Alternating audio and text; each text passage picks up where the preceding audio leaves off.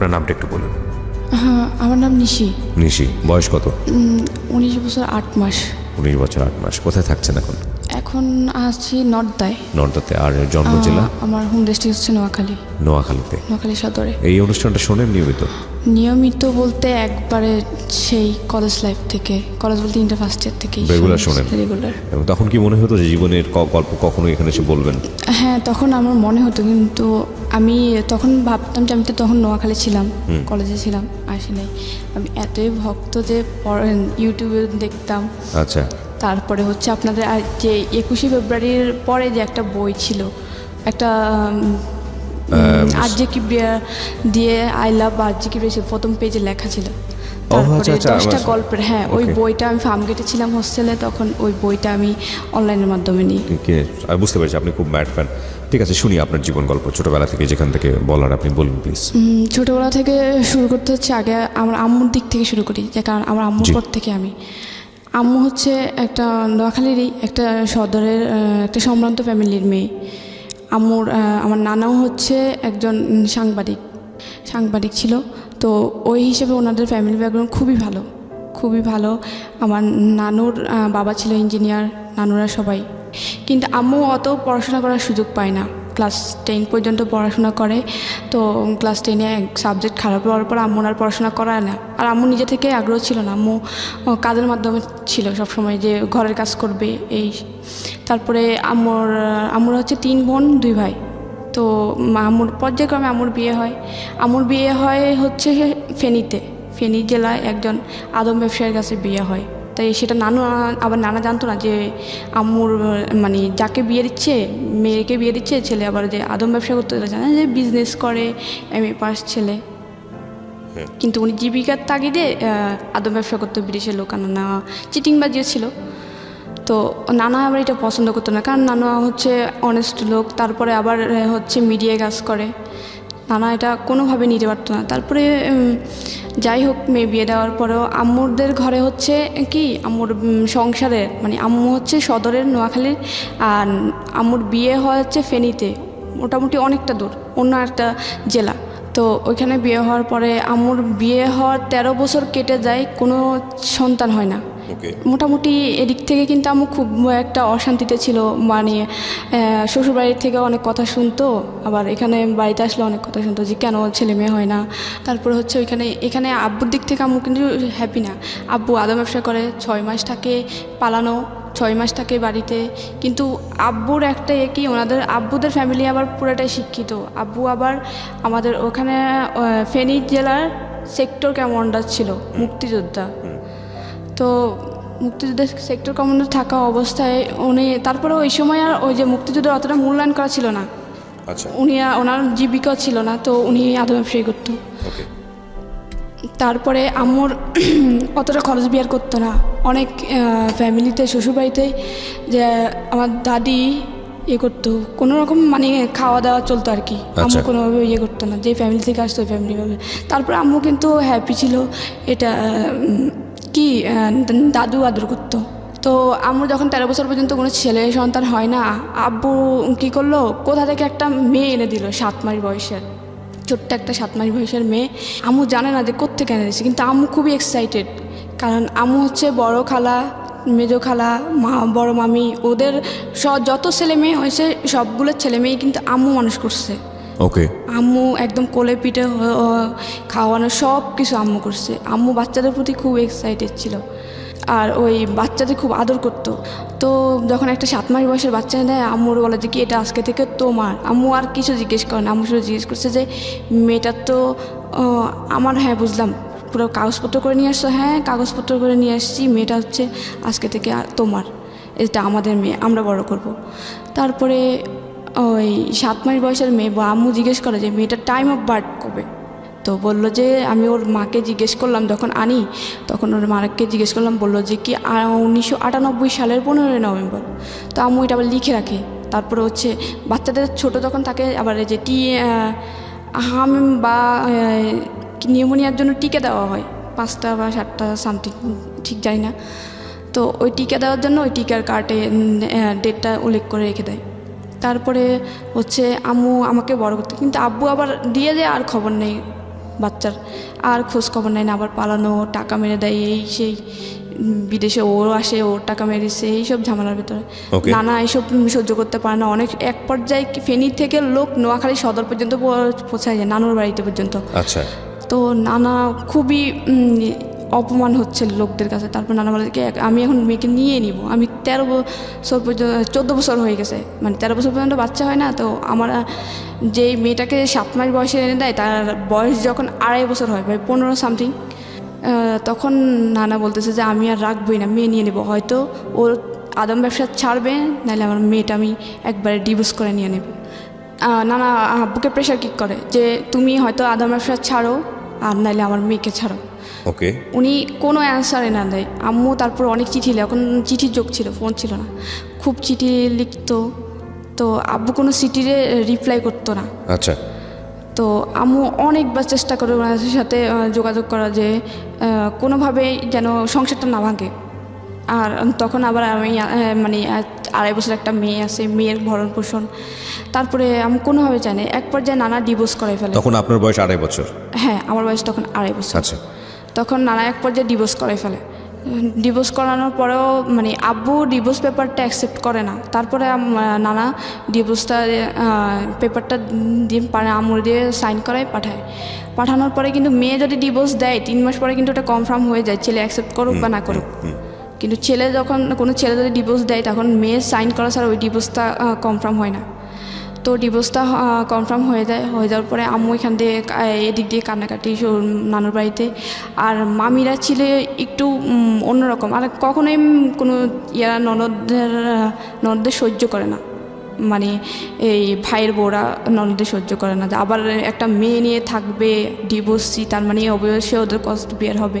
তারপর আমি ওইখানে থেকে সেলাই মেশিনে কাজ করতো, মোটামুটি টুকিটাকি কাজ করে মোটামুটি খরচ জোগাতো। তারপরেও এই যে নানা বলতো যে না, এভাবে তো মেয়েটার জীবন যায় না, দেখি মেয়েটাকে আবার একটা বিয়ে দিই।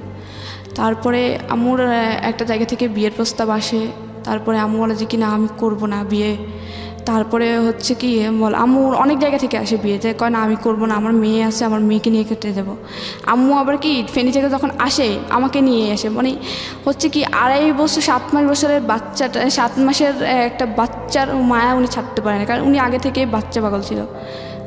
তারপর বাচ্চার মায়া ছাড়তে পারেন না, উনি ওই বাচ্চা নিয়ে আসে। আবার যখন আমাকে নিয়ে 2.5 বছর বয়সে নানুর বাড়িতে উঠে, তখন আবার নানা বিয়ে দেওয়ার চেষ্টা করে। নানা আম্মু বিয়ে করতে চায় না। তারপরে এক পর্যায়ে একটা ফ্যামিলি আসে, ওখানে হচ্ছে ওনার হচ্ছে 5টা ছেলে মেয়ে, একটা একদম সবার ছোট যে সেটা হচ্ছে 1.5 বছরের বাচ্চা, তার মানে দুধের বাচ্চা, মেয়ে বাচ্চা। তো ওনার ওয়াইফ হচ্ছে মারা যায়। তারপরে আম্মুর বিয়ের জন্য আসার পরে আম্মু বলে যে কি 5টা ছেলে মেয়ে, তারপরে বড় মেয়েটার বিয়ে হয়েছে, তার মানে ওরা এখন বড় হয়ে গেছে, 5টা ছেলে মেয়ের উপর আমি কি থাকতে পারবো? তারপর নানা বলে যে কি না, দেবো না, 5টা ছেলে মেয়ের উপরে আমার মেয়েকে দেবো না। এখানে আরও গ্রামের পরিবেশ, একবারে গ্রামের মধ্যে। নানুর বাড়িটা একটু মোটামুটি মানে পৌরসভার কাছাকাছি।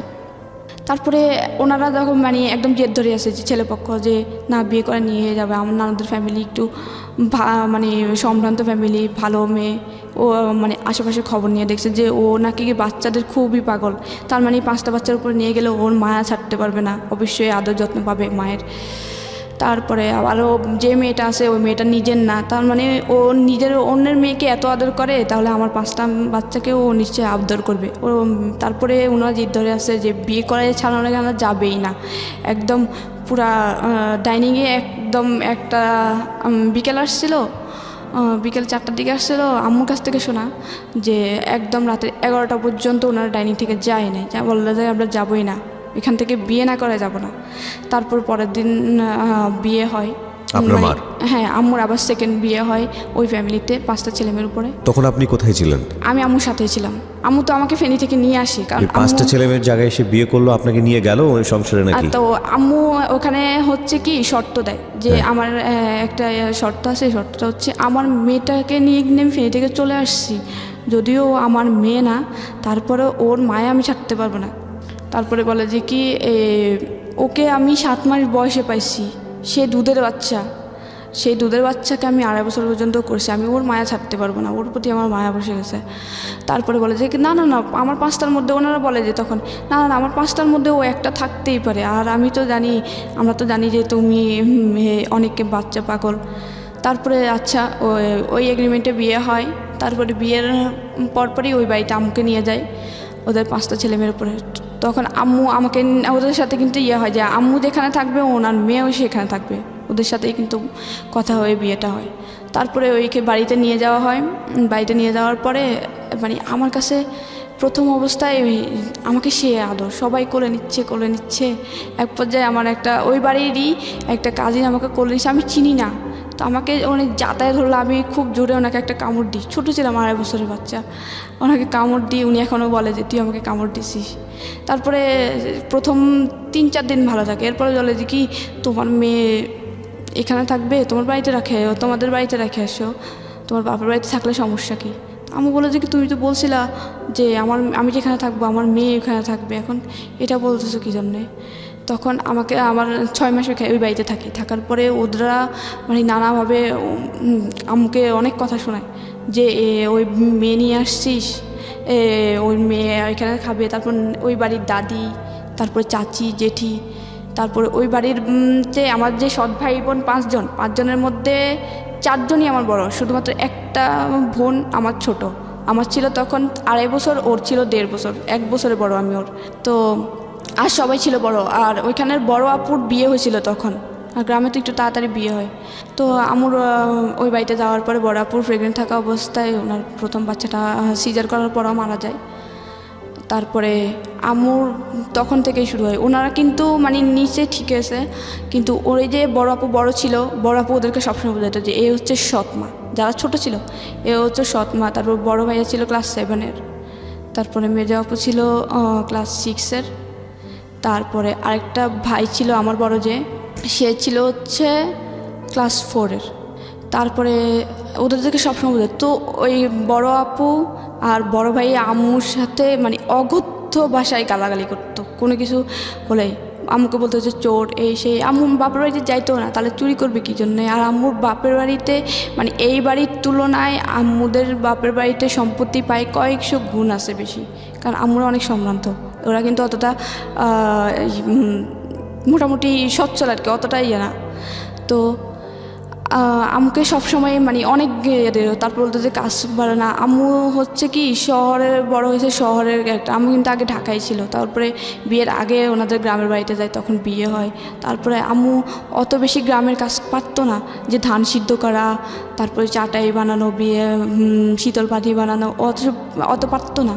কিন্তু আম্মু ওই তারপরেও মানায় নিছিল যে পাতা দিয়ে রান্না করা লার্কির চুলায়, তারপরে এসব কিছুই মানে নিছিল। তারপরে কিছু একটু ভুল হতো, কারণ উনি মাত্র আসছে একদম শহর থেকে, যারা ছোটোবেলা থেকে ঢাকায় বড় হওয়া, ওরা কিন্তু হঠাৎ করে লাড়কি চলে গেলে কিন্তু অবশ্যই ওদের একটু গোলমিল হয়। এত পরিমাণ কথা ছিল, আমার জেঠি কথা শোনাইতো, দাদু কথা বলতো, কোত্থেকে আনছে নবাবের বেটি, এই সেই যা পারতো বলতো। আর আম্মু শুধু কাঁদতো, আর ওই ভাইয়া শুধু একটু যদি তরকারি মানে একটু হইতে দিত, বলতো যে ঝাড়ুর আগা ধরে গোড়া দিয়ে মারা উচিত, একটারে আনছে ঠিক মতো রান্না বান্না করতে পারে না, ঠিক টাইমে। উনি তো আসলে আগের মায়ের ঘরের ছিলেন। হ্যাঁ, ওনারা আম্মুর সৎ ছেলে মেয়ে, কিন্তু আম্মু কখনোই ছেলে মেয়ে কাউকে বলতো না যে ও আমার সৎ ছেলে মেয়ে, বা কেউ বুঝতে পারতো না। ইভেন এখনও পর্যন্ত কেউ জানে, মানে কাউকে না বলে কেউ বুঝতে পারে না যে ওনার সৎ ছেলে মেয়ে, যে 5টা ছেলে মেয়ে সৎ। এলাকায় মানুষের কাছে এত পরিমাণে সুনাম আমার আম্মুর, যে একমাত্র দেখা যে সৎ মা এরকম হয়, আর 5টা ছেলে মেয়েকে এতটা আপন করে নেওয়া। তারপরে হচ্ছে আমার ওইখানে যায়, তারপরে আমার বলে যে কি আমার তখন 3 বছর হয়, 2.5 বছর থেকে আমি 6 মাস পর্যন্ত থাকি। তারপরে বলে যে অনেকভাবে প্রেশার কিক করে, আম্মু বাধ্য হয়ে অনেক অত্যাচারের মধ্যে দিয়ে আমাকে রেখে আসে, আমাকে ধরে মারতো। তারপর বড় আপু আমাকে 2 দিন পর্যন্ত, মানে আমি 3 বছরে ছিলাম তখন, 2 দিন পর্যন্ত গলা চেপে ধরছিল মারার জন্য। আম্মু হঠাৎ করে দেখে ফেলছিল একদিন, আরেকদিন দেখছিল পাশের বাড়ির একটা আম্মু মানে ভাবি রাখতো, ওই ক্ষেত্রে আমাদের চাচি হতো, উনি দেখছিল। তো আমার বলতো যে 3 বছরের বাচ্চাটাকে তুমি মারতেছো কী জন্যে, একদম গলা চেপে মেরে ফেলতো। ওরা চাইতো যে এ যদি বড় হয়, এ নিশ্চয়ই আমাদের প্রত্যেকটা জিনিসে ভাগ ধরবে। তারপরে হচ্ছে আম্মু নানা চাপের মধ্যে আমাকে দিয়ে আসে নানুর বাড়িতে। আচ্ছা। দেখতেছি মেরে ফেলার চেষ্টা করে, মারে ধরে। তারপরে আম্মু নানুর বাড়িতে দিয়ে আসে। তারপরে নানুর বাড়িতে তো ওরা আবার মামি, ওরা তো একদম সহ্য করতে পারে না। নানুর মামির বাড়িতে মানে নিজের বাড়িতে দিয়ে আসে, নিজের বাবার বাড়িতে দিয়ে আসে। হ্যাঁ। নানুর সাথে কথা বলে দিয়ে আসে, বলে যে কি মেয়েটা। এদিকে আপনার ওই সেই বাবা মানে আপনার মার ফার্স্ট হাজবেন্ডের কি অবস্থা? উনি তখন খবর নিতে যাচ্ছিল না, মানে উনি কি জানতো যে বিয়ে হয়ে গেছে বা এরকম কোনো কিছু কি জানতো? উনি হ্যাঁ সেটা জানতো, কিন্তু তখন আমার বাচ্চার খবর নিয়েছিল। কিন্তু আপনার খবরটা তো নেওয়া উচিত ছিল, কারণ উনি তো নিয়ে আসে পালক। হ্যাঁ হ্যাঁ উনি নিয়ে আসে, তখন কিন্তু আমার খবর নিত না। যখন আম্মু নানুর বাড়িতে আমাকে রেখে আসে তখন একটু একটু নেওয়ার চেষ্টা করে। আম্মুর একটা দুঃসম্পর্কের মামাতো ভাইয়ের থেকে খবর নেওয়ার চেষ্টা করতো। আচ্ছা। যে মেয়েটাকে আমি নিয়ে আসতে চাই, মেয়েটা নিয়ে আসতে চাই। তা আম্মু বলতেছে কি আমার মেয়ে আমি নিয়ে আসছি, এত দিন হয়ে গেছে এখন কেন খবর নিতে আসছে। আচ্ছা। তখন উনি আর বলে আম্মু আর চাই না যে, কারণ আমিও নানুরাও আবার ওইভাবেই দেখতে যে ওটা তো আমাদের বংশের না বা আমাদের মেয়ের না। আমি শুধুমাত্র আম্মুর আদর পেতাম, তা আমি সারাক্ষণ কান্না করতাম। আম্মুর থেকে আলাদা করে বসে একটা 3 বছরের বাচ্চা মার থেকে আলাদা করলে যা হয়, আমি সারাক্ষণ কান্না করতাম আর আম্মু আম্মু করে চিৎকার দিতাম। তারপর আমার বড় খালা আমাকে আদর করতো অনেকটা, তো বড় খালা আদর করে বড় খালার কাছে রাখতো। বড় খালা আবার নানুদের বাড়ির ভিতরে জায়গা কিনে ওনার বাড়ি করে ওনারই থাকে। তো হচ্ছে বড় খালা আমাকে ওনার কাছে রাখে। তো আমার 5 বছর পর্যন্ত হওয়ার পরে আম্মু বলে যে কি আমি থাকতে পারবো না। মেয়েটাও দিন দিন আমি বারবার অসুস্থ হই, সেন্সলেস হয়ে যায়, কান্না করতে করতে সেন্সলেস হয়ে যায় বাচ্চা থাকা অবস্থায়। তারপরে আম্মু আমার তারপরেও আন্টি অনেকভাবে রাখার কারণে আমার 5 বছর পর্যন্ত হয়। তো আম্মু বলে যে কি এবার মেয়েটাকে আমি আমার কাছে এনেই রাখবো, ভর্তি করবো এখানের স্কুলে।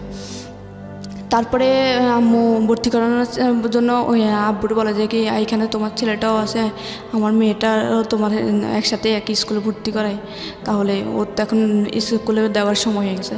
তারপরে বলে যে কি না না এখানে কেন দিবে, ওইখানেই থাক। তারপরে আম্মু তারপরে অনেক কান্নাকাটি করে তারপরে অনেক সালিশ হয় আর কি। তারপর মুখামুখি বলে বসে বিয়ের সময় যারা ছিল যে বলে যে কি মেয়ে নিয়ে বিয়ে বসছে, এখন মেয়ে মানতে চায় না। আমার মেয়েটার তো আমি বিয়ে করবো, ওর কষ্ট শুধুমাত্র ওদের বাড়িতে থাকবে, হয়তো একটু খাবে, আর প্রত্যেকটা জিনিস জামা কাপড়েতে পড়াশোনার সব কষ্ট আমি বিয়ে করবো। তারপরে মেয়েটা আমার কাছে থাকুক, আমি মেয়েটার সাথে থাকতে পারবো না। কিন্তু ওদেরকে খুব আদর করতো, কারণ আমার ছোটো বোনটা 1.5 বছরের ছিল, দুধের বাচ্চা, ওরে খুব আদর করে বড় করে। ও আবার আম্মুরে মা বলে ডাকতো, কারণ ও তো বাচ্চা ছিল, আম্মু এইভাবে বড় করে। কিন্তু অন্য সবাই কিন্তু আম্মুর সাথে খুবই বাজে ব্যবহার করতো, আম্মু আদর করতো। ফারুক ভাইয়া যখন মানে বড় ভাইয়া যখন 7 ছিল, তখন 7 থেকে ভাইয়া পড়াশোনা করতে যেত না, কিন্তু ভাইয়ারে খুব চাইতো পড়াশোনা করো করো করো পড়াশোনা করো। তারপরে আমাকে অনেক সালিশ হয়ে এলাকার মুরব্বী যারা ছিল বিয়েতে, তারপর নিয়ে যায় ওই বাড়িতে। নিয়ে যাওয়ার পরে আমাকে ফার্স্ট ক্লাস 1-এ ভর্তি করে।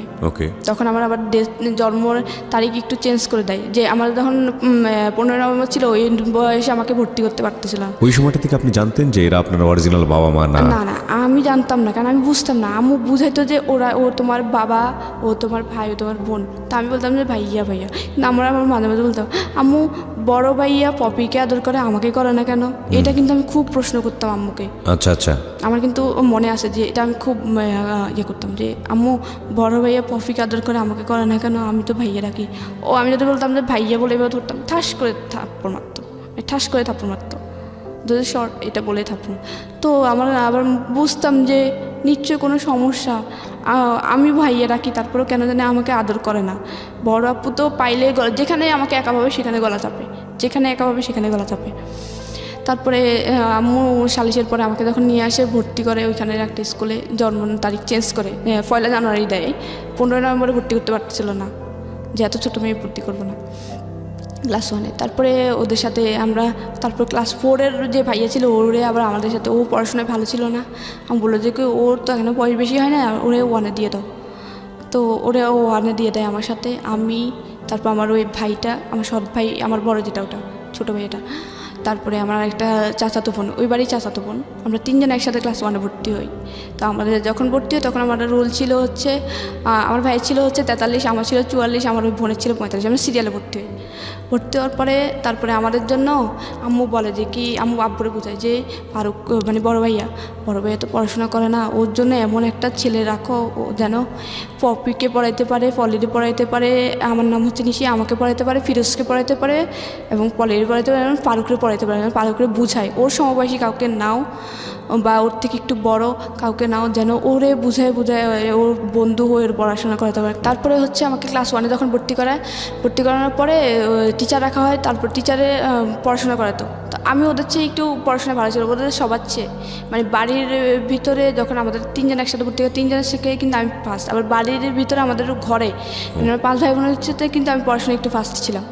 তো ক্লাস 1-এ যখন ভর্তি করানো হয় তখন আমার রোল ক্লাস 2-এ যখন উঠি, রেজাল্ট দেওয়ার পর আমার রোল 2-এ, ওদের সবার চোখ কান একদম উপরে উঠে যায় যে ওই মেয়েরে আমরা এত ইয়ে করি, ওর তো দেখা যাচ্ছে সম্ভাবনাময় যে ও বড় হলে কি যদি এরকম পড়াশোনা আগে যায় কিন্তু ও কোনো কিছুতে কিন্তু কমতি থাকবে না, কারণ ওর মা মোটামুটি কিন্তু পড়াশোনা করছে, ওরা কিন্তু ওইভাবে আগাবে। তো আমি কিন্তু শুধু আমাকে একা চেষ্টা করতো না, সবাই নিয়ে চেষ্টা করতো। তো যখন রোল 2-এ হয় তখন ওদের চোখ কান উপরে, তখন ওরা চিন্তা করে যে আমাকে মেরে ফেলবে যেভাবে হোক। তখন আমি আমার ভাই ছোটো ভাইয়ের সাথে খেলতেছিলাম, আমরা একসাথে পড়তাম, তো এই জন্য একসাথে খেলতাম। তো মাঠের মধ্যে খেলতাম, মাঠের পাশে একটা তাল গাছ ছিল, তাল গাছের কিন্তু চারপাশে পাতাগুলো ছড়াই থাকে, মানে যে তালের যে ঢাল না, পাতার যে ইয়ে থাকে, ডাঁটি থাকে, ডাঁটির মধ্যে কিন্তু করাতের মতো ধার থাকে। তো এরকম ছোটো একটা তাল গাছ, তো তাল গাছের করাতগুলো দাঁড়ানো ছিল, এভাবে পাখাগুলো মেলানো। তো ও এরকম গোল্লা দৌড় বলতাম আমরা গ্রামের বাসায়, তো গোল্লা দৌড় খেলছিলাম। ওই ভাইতে আগে বড় আপু শিখে দেয় যে ও খেলার সময় ও যখন তাল গাছের সাইড দিয়ে যাবে, ওরা ধাক্কা মারবে যেন তাল গাছের ওইখানে পড়েও যেন 2 ভাগ হয়ে যায় একদম। তো আমি ক্লাস 2-এ তখন, আমি এখন সাদা একটা শার্ট ছিল গায়ে, তখন আমি খেলতেছিলাম, তখন তাল গাছের গোড়া দিয়ে আমি যাচ্ছিলাম, ভাই আমার পিছন দিয়ে যখন ফলো করলো যে আমি আসছি, ছোটো ভাইয়া, ও মানে খুব জোরে আমাকে ধাক্কা দেয়, আমি উপড়ে যাই গাছের ওই একদম ঠিক ও যে টার্গেট ছিল টার্গেট বরাবর, কিন্তু ধাক্কাটাও আসতে হয়ে যায় যে আমার যে একদম পুরা ভাগ হয়ে যাবে ওরকম হয় না। হয় কি আমার একদম ছাকনার নিচ দিয়ে 7-8 ইঞ্চির মতো কাটা যায়, অনেক বড়, মানে হচ্ছে এক সাইড দিয়ে পুরো অনেকটা ভাগ হয়ে যায়।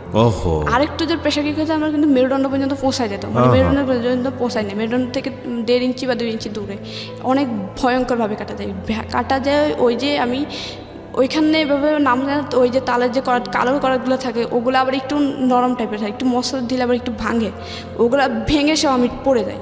পরে আমি মানে হাতের ডান হাত দিয়ে ওই ছাকনাটা ধরেই চাচি আম্মা বলে ডাক দিয়েছি চিৎকারে।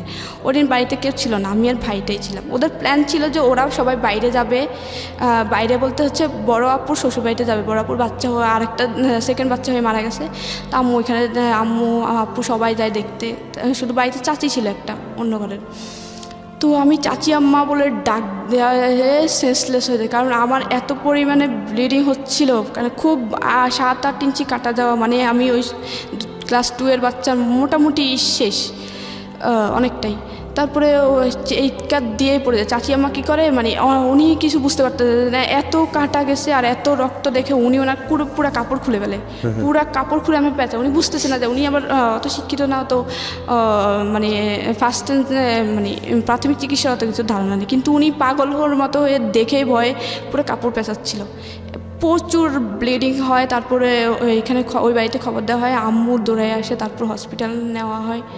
নেওয়ার পরে আম্মু হসপিটাল নেওয়ার পরে আমার 2 দিন পরে মেবি জ্ঞান আসে, মানে অনেক কাটা চিরার ওয়াশ টাশ করে। তারপর 2 দিন পরে জ্ঞান আসে, বলে আম্মু ভাই আমার ধাক্কা দিছে। আম্মু আমার সাথে সাথে মুখ চাপে বলে যে এটা পড়িস না, বললে তোর আব্বু কিন্তু তোর ভাইয়ারা মারবে, তারপরে হচ্ছে তোর বাড়ি থেকে বের করে দেবে।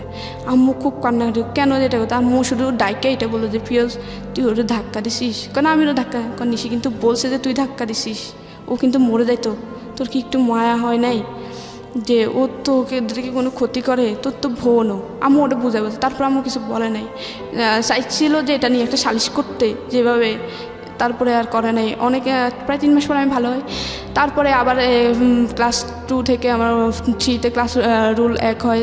তারপর ওদের মানে নানা অত্যাচার আছে, আব্বু মারতো খুব, এসব নিয়ে কিছু বললে দাদি শিখে দিত যে ও ছেলে মেয়ে ইয়ে করবে না। তারপর 4-এ যখন উঠি তখন 4-এ উঠি, হ্যাঁ, তখন আমার রুল 1 হয়। 1 হওয়ার পরে যখন 5-এ উঠবো, এর আগে ভাইয়া কী করে, এলাকায় একটু রাজনীতি করতো। ওই এলাকার হেড স্যার, আমাদের গ্রামের হেড স্যারের সাথে কথা বলে যে ও হচ্ছে আমার বোন, ওরে যদি এবার 4-এ যদি ফেল না করে এসিস তোর কিন্তু এলাকায় থাকতে দিব না, কীভাবে করবি জানি না। তো উনি কী করে, উনি ভয় পেয়ে উনি আমাকে ফেল করায় ক্লাস 4-এ। এখন এটা তো পুরো অবিশ্বাস্য যে ক্লাসের ফার্স্ট গার্ল সে কখনো ফেল করতে পারে না, তাও আবার ক্লাস 4 থেকে 5 উঠবে। তারপর আমি খুবই কনফিডেন্স, কারণ আমি বললো যে আমি ওরে পড়াই, আমি জানি ওর পড়াশোনা কেমন। তো আম্মু বলে যে কি আমি ওই খাতা চ্যালেঞ্জ করব, যে আমি খাতা দেখবো, আমার মেয়ের খাতা দেখে তারপর আমি মানবো যে আমার মেয়ে ফেল করে। আমি প্রচুর কান্না, আম্মু আমাকে খুব মারে যে ফেল করছিস কী জন্য, নিশ্চয়ই তোর খারাপ। তারপর আম্মু হেড স্যারের কাছে যাই, বা আমাদের প্রধান শিক্ষক উনি স্বীকার করতে চাচ্ছিল না যে এরকম কিছু। পরে আম্মু বলে যে কি আমি আপনাদের স্কুল কর্তৃপক্ষের কাছে যাবো, স্কুলের মালিকের বাড়ির পাশে ছিল, ওখানে যাই। তারপরে অনেক এর পরে উনি স্বীকার হয় যে আপনার ছেলে আমাকে বাধ্য করছিল, যে ফেল করার জন্য বাধ্য করছিল। উনি আমার বাড়িটারই আগুন দিবে এইসবের জন্য আমি বাধ্য হই। এটা ক্লাস 4-এ, আমি 5-এ উঠবো, আমার ফাইনালে ফেল করে। তারপরে আম্মু বলে যে আমি খাতা দেখবো, তখন আম্মু অনেক জোরাজোরির পরে তারপরে উনি বুঝতে পারে যে আম্মু হাল ছাড়ার মেয়ে না, আর আম্মু কনফিডেন্স ছিল আমি আমার মেয়েকে পড়াই, ও ফেল করতে পারে না। তারপরে ইয়ার পরে উঠাই, চাপে পড়ে উঠাই, তখন আমার রুল হয় না, এক হয় না আর কি। তারপরে অনেক কারণ এক তো দিয়ে দেয়, কারণ আবার যেটা ঘোষণা হয়ে গেছে রেজাল্ট, এটা তো আবার ইডিট করতে অনেক সমস্যা, অনেক কিছু ফেস করতে হবে। তারপরে একটা 12 রুলের একটা চলে যায়, ওর জায়গায় আমাকে দেয়। তারপরে হচ্ছে আমি 6-এ উঠি, তারপর ও খুব মারামারি করতাম, আমি পড়তে দিত না, ইয়ে করতো, আম্মুকে অনেক গালাগালি করতো, অনেক অত্যাচারের মধ্যে দিয়ে, কারণ পড়াশোনা খরচ দিত না, নানুর বাড়ি থেকে আম্মু আনিয়ে দিত, তারপরে সেলাই মেশিন চালা আমার খরচ বিয়ে করতো। তারপরে আমি 6-এ উঠি, 7-এ উঠি। তারপর আমার স্কুল জীবনটা খুব ভালো ছিল। আমি যখন হাই স্কুল জীবনে যাই আমার খুব ভালো লাগতো, কারণ আমি হাই স্কুলের জীবনটা স্যাররা আমার খুব আদর করতো। মোটামুটি হাই স্কুল তো অনেক স্কুল থেকে আসি একটু কন্টেস্ট হয়ে যায়, তখন আমার রুল হয় 6। তখন আমার স্যারদের আইকন থাকে আমি একটার জন্য, আমি হচ্ছে দেশাত্মবোধক গান, তারপর সাংস্কৃতিক অনুষ্ঠানে অংশগ্রহণ করতামই, দেশাত্মবোধক গানের জন্য স্যাররা আমাকে চিনত। দ্বিতীয়ত হচ্ছে ক্রীড়া প্রতিযোগিতার জন্য, ক্রীড়া প্রতিযোগিতা হচ্ছে আমি 100 মিটার দৌড় প্রত্যেক বছর চ্যাম্পিয়ন ছিলাম, প্রত্যেক বছর এই স্কুলে চ্যাম্পিয়ন। স্যার আমাকে চাইছিল যে জেলা পর্যায়ে খেলানোর জন্য, কিন্তু আম্মু মানা করছিল যে মেয়ে মানুষ দৌড়াদৌড়ি ভালো না। তারপরে গোলক নিক্ষেপ বলতো, 100 মিটার দৌড় বলতো, এসব প্লেয়ারের জন্য স্যার মানে ক্রীড়া শিক্ষক, তারপর আমার প্রধান শিক্ষক, ওদের চোখে ছিলাম আমি। মোটামুটি পড়াশোনায় ছিলাম 6-7, মানে 10-এর দিকে আমার রোল যেত না। তারপর আবার কিন্তু ক্লাস 1 থেকে ক্লাস 10 পর্যন্ত আমার কোনো বেতন দিয়ে পড়তে হয় নাই, যদি ওখানে বেতন লাগে, কিন্তু আমার হচ্ছে যে মেধা তালিকা থাকার কারণে উপবৃত্তি পেতাম, ক্লাস 10 পর্যন্ত উপবৃত্তি পেতাম। তারপরে যখন আমার ভাই ছিল আমার 4 বছরের, না 4 বছর না, 4 বছর বড়। তো ভাইয়ের যখন আমি ক্লাস 7-এ উঠি, আমার বাড়ির পাশে একটা নতুন বাড়ি হয়, মানে বাড়ির মেন রোডের অপোজিটে আর কি। আমাদের বাড়িটা হচ্ছে হাইওয়ে রোডের সাথে, হাইওয়ে রোডের এপাশে হচ্ছে আমাদের বাড়ি, ওপাশে একটা নতুন বাড়ি হয়। তো আমার ভাইয়ের সাথে একটা ফ্রেন্ড ও আমাদের বাড়িতে আসতো সব সময়। তো ও দেখতো যে আমার আম্মু খুব অত্যাচারিত হয়, আমি খুব অত্যাচারিত হয়, খুব গালাগাল করে, খুব বিয়ে করতো, খুব অনেক কাজ করতাম। আমাদের আবার কৃষিকাজ করতো বাড়িতে, আমি মোটামুটি কৃষিকাজে সব কিছুই পারি, কারণ থাকতে থাকতে করতে করতে পানি দিতে হয়তো, কলের অনেক নিচে পুকুর থেকে উঠায় তরমুজ খেয়ে, তারপর টমেটো খেতে, বেগুন খেতে, এগুলো পানি দিতে হয়তো করতাম। এটা মনে করতাম যে আমি বলতাম যে আমাদের ক্ষেত সবাই করে, আমিও করবো। তারপর করতাম।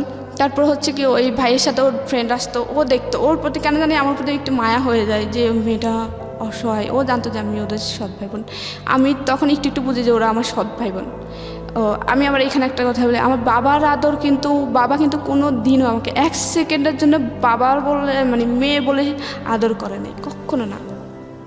মানে অনেক সময় দেখা যেত কি আম্মু আদর করেই বসে, তো বাবা মাঝখানে, আমার ছোটো বোনটা এই পাশে, আমি এই পাশে, কারণ আমরা দুজনে ছোটো ছিলাম সবার। উনি কী করতো, মানে কিছু থেকে কিছু হয়েছে, একটা ভাত যেন প্লেট থেকে পড়তো, ছোটো বাচ্চারা যখন খেতে যায় একটা দুটো ভাত ঠাস করে থাপ্পড় মারতো, কিন্তু নিজের মেয়ে যখন পড়তো তখন কিন্তু কিছু না, আমাকে মানে ভাত খাওয়া অবস্থায় মারতো। তা আম্মু বলতো যে কি ভাত খাওয়া অবস্থায় কুকুরকে মারা না, তুমি আমরা ছোট্ট মেয়েটার মারলা, তখন আম্মু কুলটা মার দেওয়া হয়তো, কথা বলবি কেন, মুখ করতে পারবি না, একদম ডিরেক্ট বলতো যে তোর মেয়ে কিন্তু তোর না, আবার আমার খাচ্ছে, আমি যেভাবে চালাবো ওইভাবেই। তারপর এরকম ছিল।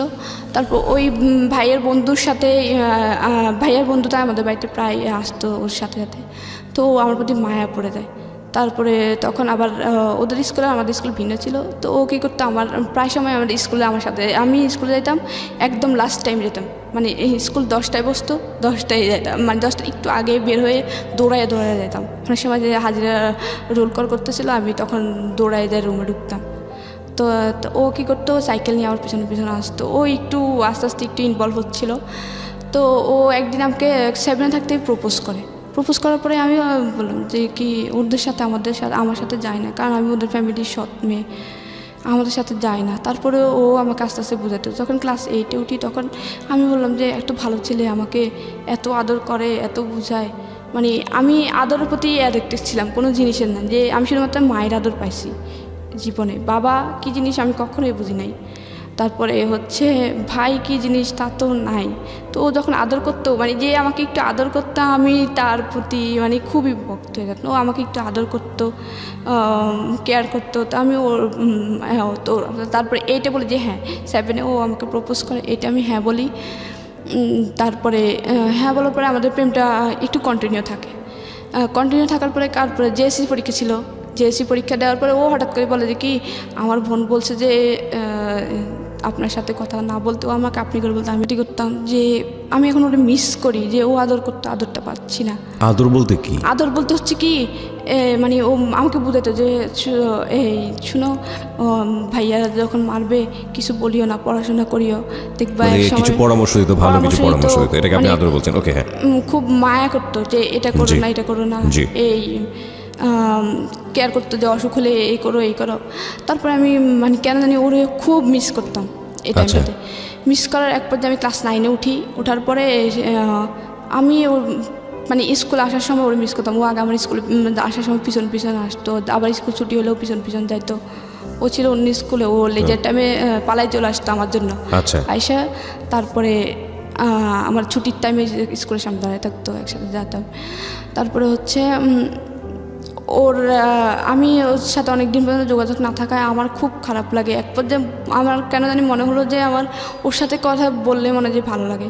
তো এরকম সবরাত ছিল, আমি সবার কাছ থেকে শুনতাম যে সবরাতে আল্লাহর কাছে কিছু চাইলে মনে হয় সবাই বলতো যে পাওয়া যায়। তো আমি সবরাতে আল্লাহর কাছে বলি যে আল্লাহ আমার সাথে যেন ওর সাথে 1 সপ্তাহের ভিতরে দেখা হয়। আমার কেন জানি মনে হচ্ছে ওকে একবার দেখি, আর কিছু না।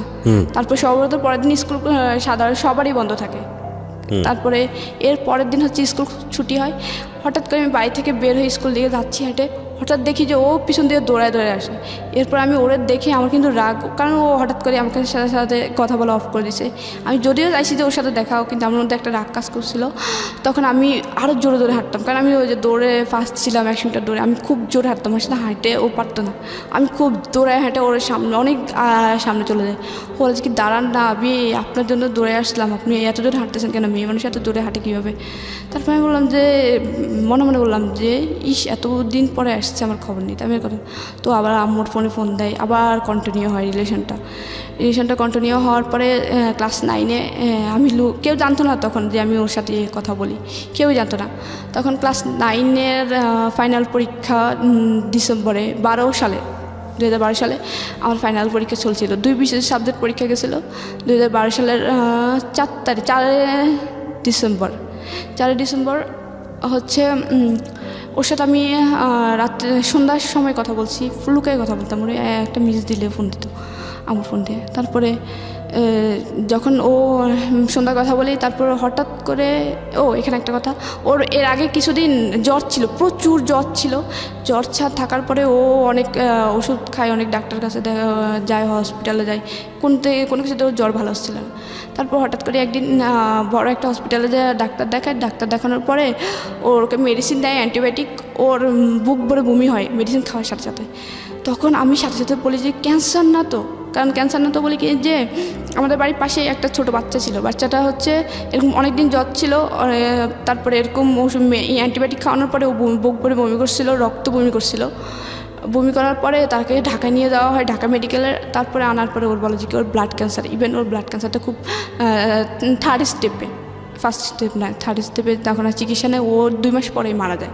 তখন আমার মানে বুকের ভিতরে একটা অজানা ভয়, যে আমি ওর সাথে বলে ফেলি যে ক্যান্সার না তো। বলে আরে না, কিসের ক্যান্সার হবে, হয়তো টাইফয়েড কিছু একটা।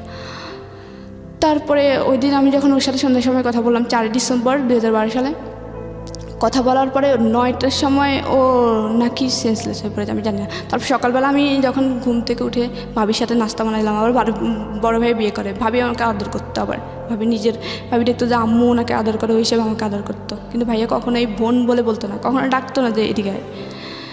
তারপরে পরের দিন মানে 5 ডিসেম্বর হচ্ছে আমি সকালবেলা উঠলাম, ওঠার পরে ভাবি বললো যে কি, ওর নাম ছিল নিরু, ছেলেটা যার সাথে আমার সম্পর্ক ছিল। ও বললো যে কি নিরু অসুস্থ হয়ে গেছে, কালকে রাতে নাকি ও সেন্সলেস হয়ে পড়ে যায়, নাক মুখ দিয়ে এরকম রক্ত বেরিয়েছিল। তারপরে ওরে মাইদি হসপিটাল নেওয়া হয়েছিল, হসপিটালে বলছিল ও নাকি স্ট্রোক করছে, ওর নাকি ব্রেনে রক্তক্ষরণ হচ্ছে। তারপরে ওর শরীরে ব্লাড নেই, তারপর ওর মাঠ থেকে এক ব্যাগ ব্লাড নিয়ে ওর ঢাকা নিয়ে গেছে। আমি তো পুরো সাথে সাথে মনে হয় আকাশ থেকে বললো, কারণ ওর সাথে আমি সন্ধ্যার সময় কথা বলছি, কিন্তু ভাবি জানতো না যে আমি ওর সাথে কথা বলি বা কোনো একটা রিলেশন, কেউ জানতো না। তখন আমি সাথে সাথে দৌড়ায় আসি ঘরে, রান্নাঘর থেকে দৌড়ায় আসি নাস্তা বানানো রেখে। তারপরে আমার ফোন তো নিয়ে ওর ফোন দিয়ে, ওর ফোন অফ। তারপরে মানে ভাবি ওদের সাথে যোগাযোগ করে, কারণ ভাবিদের রিলেটিভ ছিল। তারপরে বলে যে কি ওর শরীর খুবই খারাপ, ওর এখনও ঢাকার ডাক্তার বলতেছে যে ও স্ট্রোক করে না, ওর অন্য কোনো সমস্যা বুঝতেছে না। তারপরে আমি খুবই কান্নাকাটি করি, খুবই, যে জানি ক্যান্সার না তো, মানে ক্যান্সার হয় না নাকি হয়ে যায়, এত পরিমাণ কান্নাকাটি করি যে পুরো এলাকার মানুষ আমাকে দেখে তাকিয়ে যায় যে কি। তারপর সবার মোটামুটি বোঝার বাকি ছিল না যে ও ওর জন্য কাঁদবে কী জন্য। আমি ঘুমাতাম, মানে তখন থেকেই কিন্তু মোটামুটি একটু অ্যাবনর্মাল ছিলাম, কারোর সাথে আর কথা অফ হয়ে গেছে। আমি ঘুমাতাম, ঘুমের মধ্যে হঠাৎ করে চিল্লায় কান্না করতাম। মানে আমি শুধু স্বপ্নে এটা চিল্লায় কান্না করতাম, এই জন্য স্বপ্নে এটা দেখতাম যে ওর লাশ নামাচ্ছিল অ্যাম্বুলেন্স থেকে, ওর লাশ নামাচ্ছিল ঠিক যেই 4 বছর একটা বাচ্চা এরকম ক্যান্সার মারা গেছিলো, ওর লাশ যেভাবে নামা ওর লাশ ওভাবে নামাচ্ছিলো। এটা দেখে স্বপ্নে আমি শুধু কান্না করতাম, মানে খুব ভয়ঙ্করভাবে কান্না করতাম। মোটামুটি 3 মাসের মতো আমি আপনার আমার পরীক্ষা দেওয়ার হয় না, মানে ফাইনাল পরীক্ষা চলে কিন্তু ফাইনাল পরীক্ষাটা দেওয়া হয় না। তারপরেও স্যাররা মানে জানতো যে আমি, স্যাররা সবাই আমাকে অনেক আদর করতো, কারণ আমি সাংস্কৃতিকভাবে ওদের আইকন ছিলাম। তারপরে ক্রিয়ার দিক দিয়েও, তারপর পড়াশোনাও খারাপ ছিল না, 7-8 রুলের ভিতরে সবসময় থাকতো। তারপরে এটার জন্য স্যাররা বলে যে কি থাক, ওর পরীক্ষা না হলে আমরা ওকে টেনে উঠাবো, দেখি ও ভালো হয় কি না।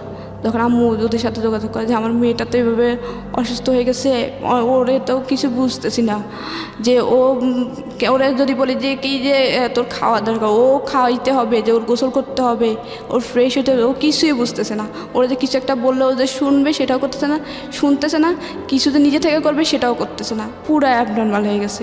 আপনার কথা বলছে? হ্যাঁ। তো স্যাররা এটা এসে দেখে যায়, নিজের চোখে এসে দেখে যায়। তারপর আমাকে 9-এ উঠায়। 9-এ উঠানোর পরে 9 থেকে 10-এ উঠাই, 10-এ উঠাই। ভাবছে স্যাররাও মানে একটা কনফিডেন্স ছিল যে ও একসময় ভালো হবে, মানে কয়েকদিনের মধ্যে খুব তাড়াতাড়ি ভালো হবে। তখন নিরুর কি অবস্থা? নিরুর অবস্থা হচ্ছে তখন 2012 সালের 4 তারিখে ও অসুস্থ হয়। তারপরে 8 তারিখে ওর অনেক রিপোর্ট করানোর পরে, ঢাকার প্রত্যেকটা ডাক্তার অনেক রিপোর্ট করানোর পরে ওর কোনো রোগ ধরতে পারছিল না। তখন হচ্ছে ক্যান্সার নির্ণয় করার জন্য হচ্ছে হাড়, মেরুদণ্ড থেকে, হাড় থেকে অস্থিমজ্জার যে রস, ওই রসটা নিয়ে ওরা ইন্ডিয়াতে পাঠায়, ঢাকা মেডিকেল থেকে। ইন্ডিয়াতে পাঠানোর পরে তারপরে ওরা ইন্ডিয়া থেকে 2012 সালে 12 বলে যে ওর ব্লাড ক্যান্সার, কিন্তু ফার্স্ট স্টেপে আছে, ফার্স্ট স্টেজ। হ্যাঁ, ওকে। কিন্তু ওর অবস্থা খুবই খারাপ। এটা জানার পরে কি আপনার এই অবস্থা, নাকি আপনার অবস্থা আপনার মতো করে খারাপ হয়েছে? আমার অবস্থা তখন থেকেই খারাপ, যে আমি তো আমার মনে কেন জানি বলছিল যে ওর ক্যান্সার, কারণ যখন ও অ্যান্টিবায়োটিক খাইছিল আরও আগে, 1 সপ্তাহ আগে যখন ও অ্যান্টিবায়োটিক খাইছিল, আমি তখন মুখ দিয়ে কিন্তু ফট করে বলেই ফেললাম যে ব্লাড ক্যান্সার না তো, বলেই ফেলছিলাম যে ব্লাড ক্যান্সার না তো। তখন আমি মানে আমার এটাই আপনার এই যে নিজের প্রতি কেয়ার না নেওয়া, নিজের যে এখন একদম হালছাড়া অবস্থা, এটা মূলত কেন? এটার কারণটা কি? এটার মূলত কারণটা হচ্ছে ও যখন নিরুর অবস্থা জেনে, হ্যাঁ, আমি মানে কনফার্ম ছিলাম যে ওর ব্লাড ক্যান্সার, আর ভাবতাম যে ওই যে সুপলের মতো মারা যাবে ক্যান্সার। মানে নিরুকে নিয়ে ভাবতে ভাবতে আপনার মূলত এই অবস্থা? আমি ওই যে স্বপ্ন দেখতাম আর চিল্লা কান্না করতাম, হঠাৎ করে যা করতাম। তারপরে অ্যাবনর্মাল হওয়ার পরে আম্মু অনেক স্যারদেরকে রিকোয়েস্ট করে আমাকে ক্লাস 10-এ উঠায়।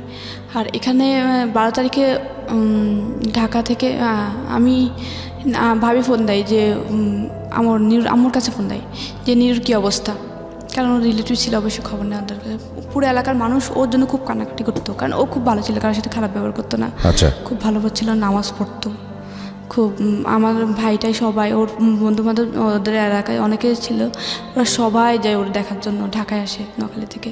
ওরা ছোটো ছোটো ছিল কিন্তু সবাই একসাথে আসে ঢাকায় ও দেখার জন্য। ওর আম্মু আব্বু এত পরিমাণে কান্না করে। আমার লাস্ট মনে আছে যে 12 তারিখে আমি একবার ফোন দিয়েছিলাম মানে মোটামুটি কেন জানি মনে হলো যে ওরা একবার ওর আম্মুর কাছে ফোন দিই, ভাবি থেকে ওর আম্মুর নাম্বার নিয়ে।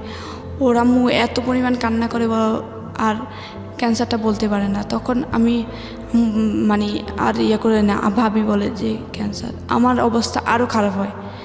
তখন ওর প্রথম কেমো দেওয়া শুরু করে, আমার অবস্থা আরও খারাপ হয়। আমি শুধু স্বপ্নে দেখতাম, আর এদিক দিয়ে আম্মুকে যা তা বলতো যে মেয়ে হয়েছে, সে হয়েছে, এখন মেয়ে পাগল হয়েছে, অন্য ছেলের জন্য অগদ্য ভাষায় আম্মুকে গালাগালি করতো, আব্বু গালাগালি করতো। আর চাচিরা যা তা কম খারাপ খারাপ কথা শোনাইতো, দাদি জেঠিরা খুব খারাপ খারাপ কথা শোনাইতো। তারপরে আমি যে এরকম কান্নাকাটি করতাম, আমাকে এর উপর ধরে বড় আপু মারতো, মেজো আপু মারতো, যে এরকম রাত্রে হঠাৎ করে কান্না করে, হঠাৎ করে চিল্লে উঠে কান্নাকাটি করে, ঘুমাইতে পারি না। সেই ওদের বিরক্তির কারণ হয়ে দাঁড়াইলাম।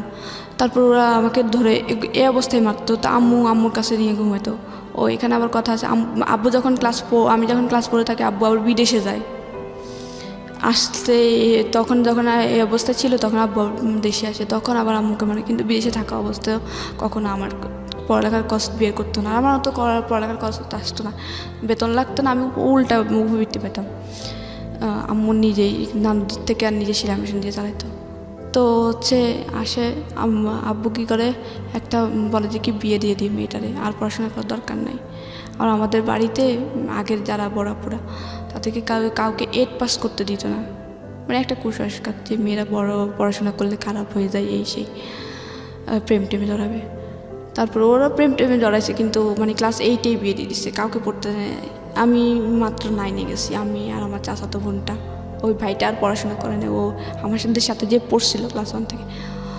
তখন আমি ক্লাস 10-এ যাই, তারপরে ক্লাস করা শুরু করি না, ক্লাস 3 মাস পর্যন্ত যাই। তারপর 3 মাস পরে নিরু সুস্থ হয়ে, মানে মোটামুটি সুস্থ হয়ে 1 সপ্তাহের গ্যাপে ও বাড়িতে আসে। ডাক্তার বলে যে 1 সপ্তাহ বাড়ি থেকে ঘুরে নিয়ে আসেন। তখন ও 1 সপ্তাহ পরে যখন আসে, ও সবার থেকে শুনে বুঝতে পারে যে আমার এই অবস্থা। ও এসেই 1 ঘন্টা পরে আমার সাথে দেখা করার জন্য বাড়িতে আসে।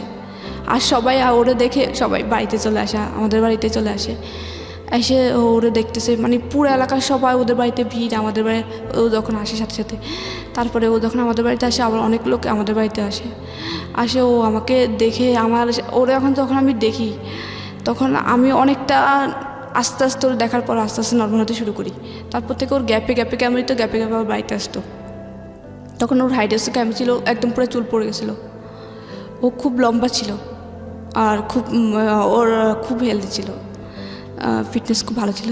তারপর ফিটনেসের সব নষ্ট। আমি ওরে দেখে অন্যরকম, মানে একদম তাকিয়ে থাকি, কী দেখতেছি আমি তো বুঝতাম। মানে তারপরে ও আমাকে আস্তে আস্তে ওর সাথে চলে। তারপর ডাক্তার যখন আমার আম্মু যখন ডাক্তার দেখে, তারপর বললো যে কি ওর সাথে কথা বলতে দিত। ডাক্তার বলছিল যে নিরুর সাথে কথা বলতে দিও না, কারণ ও নিরুর কারণে এই অবস্থা।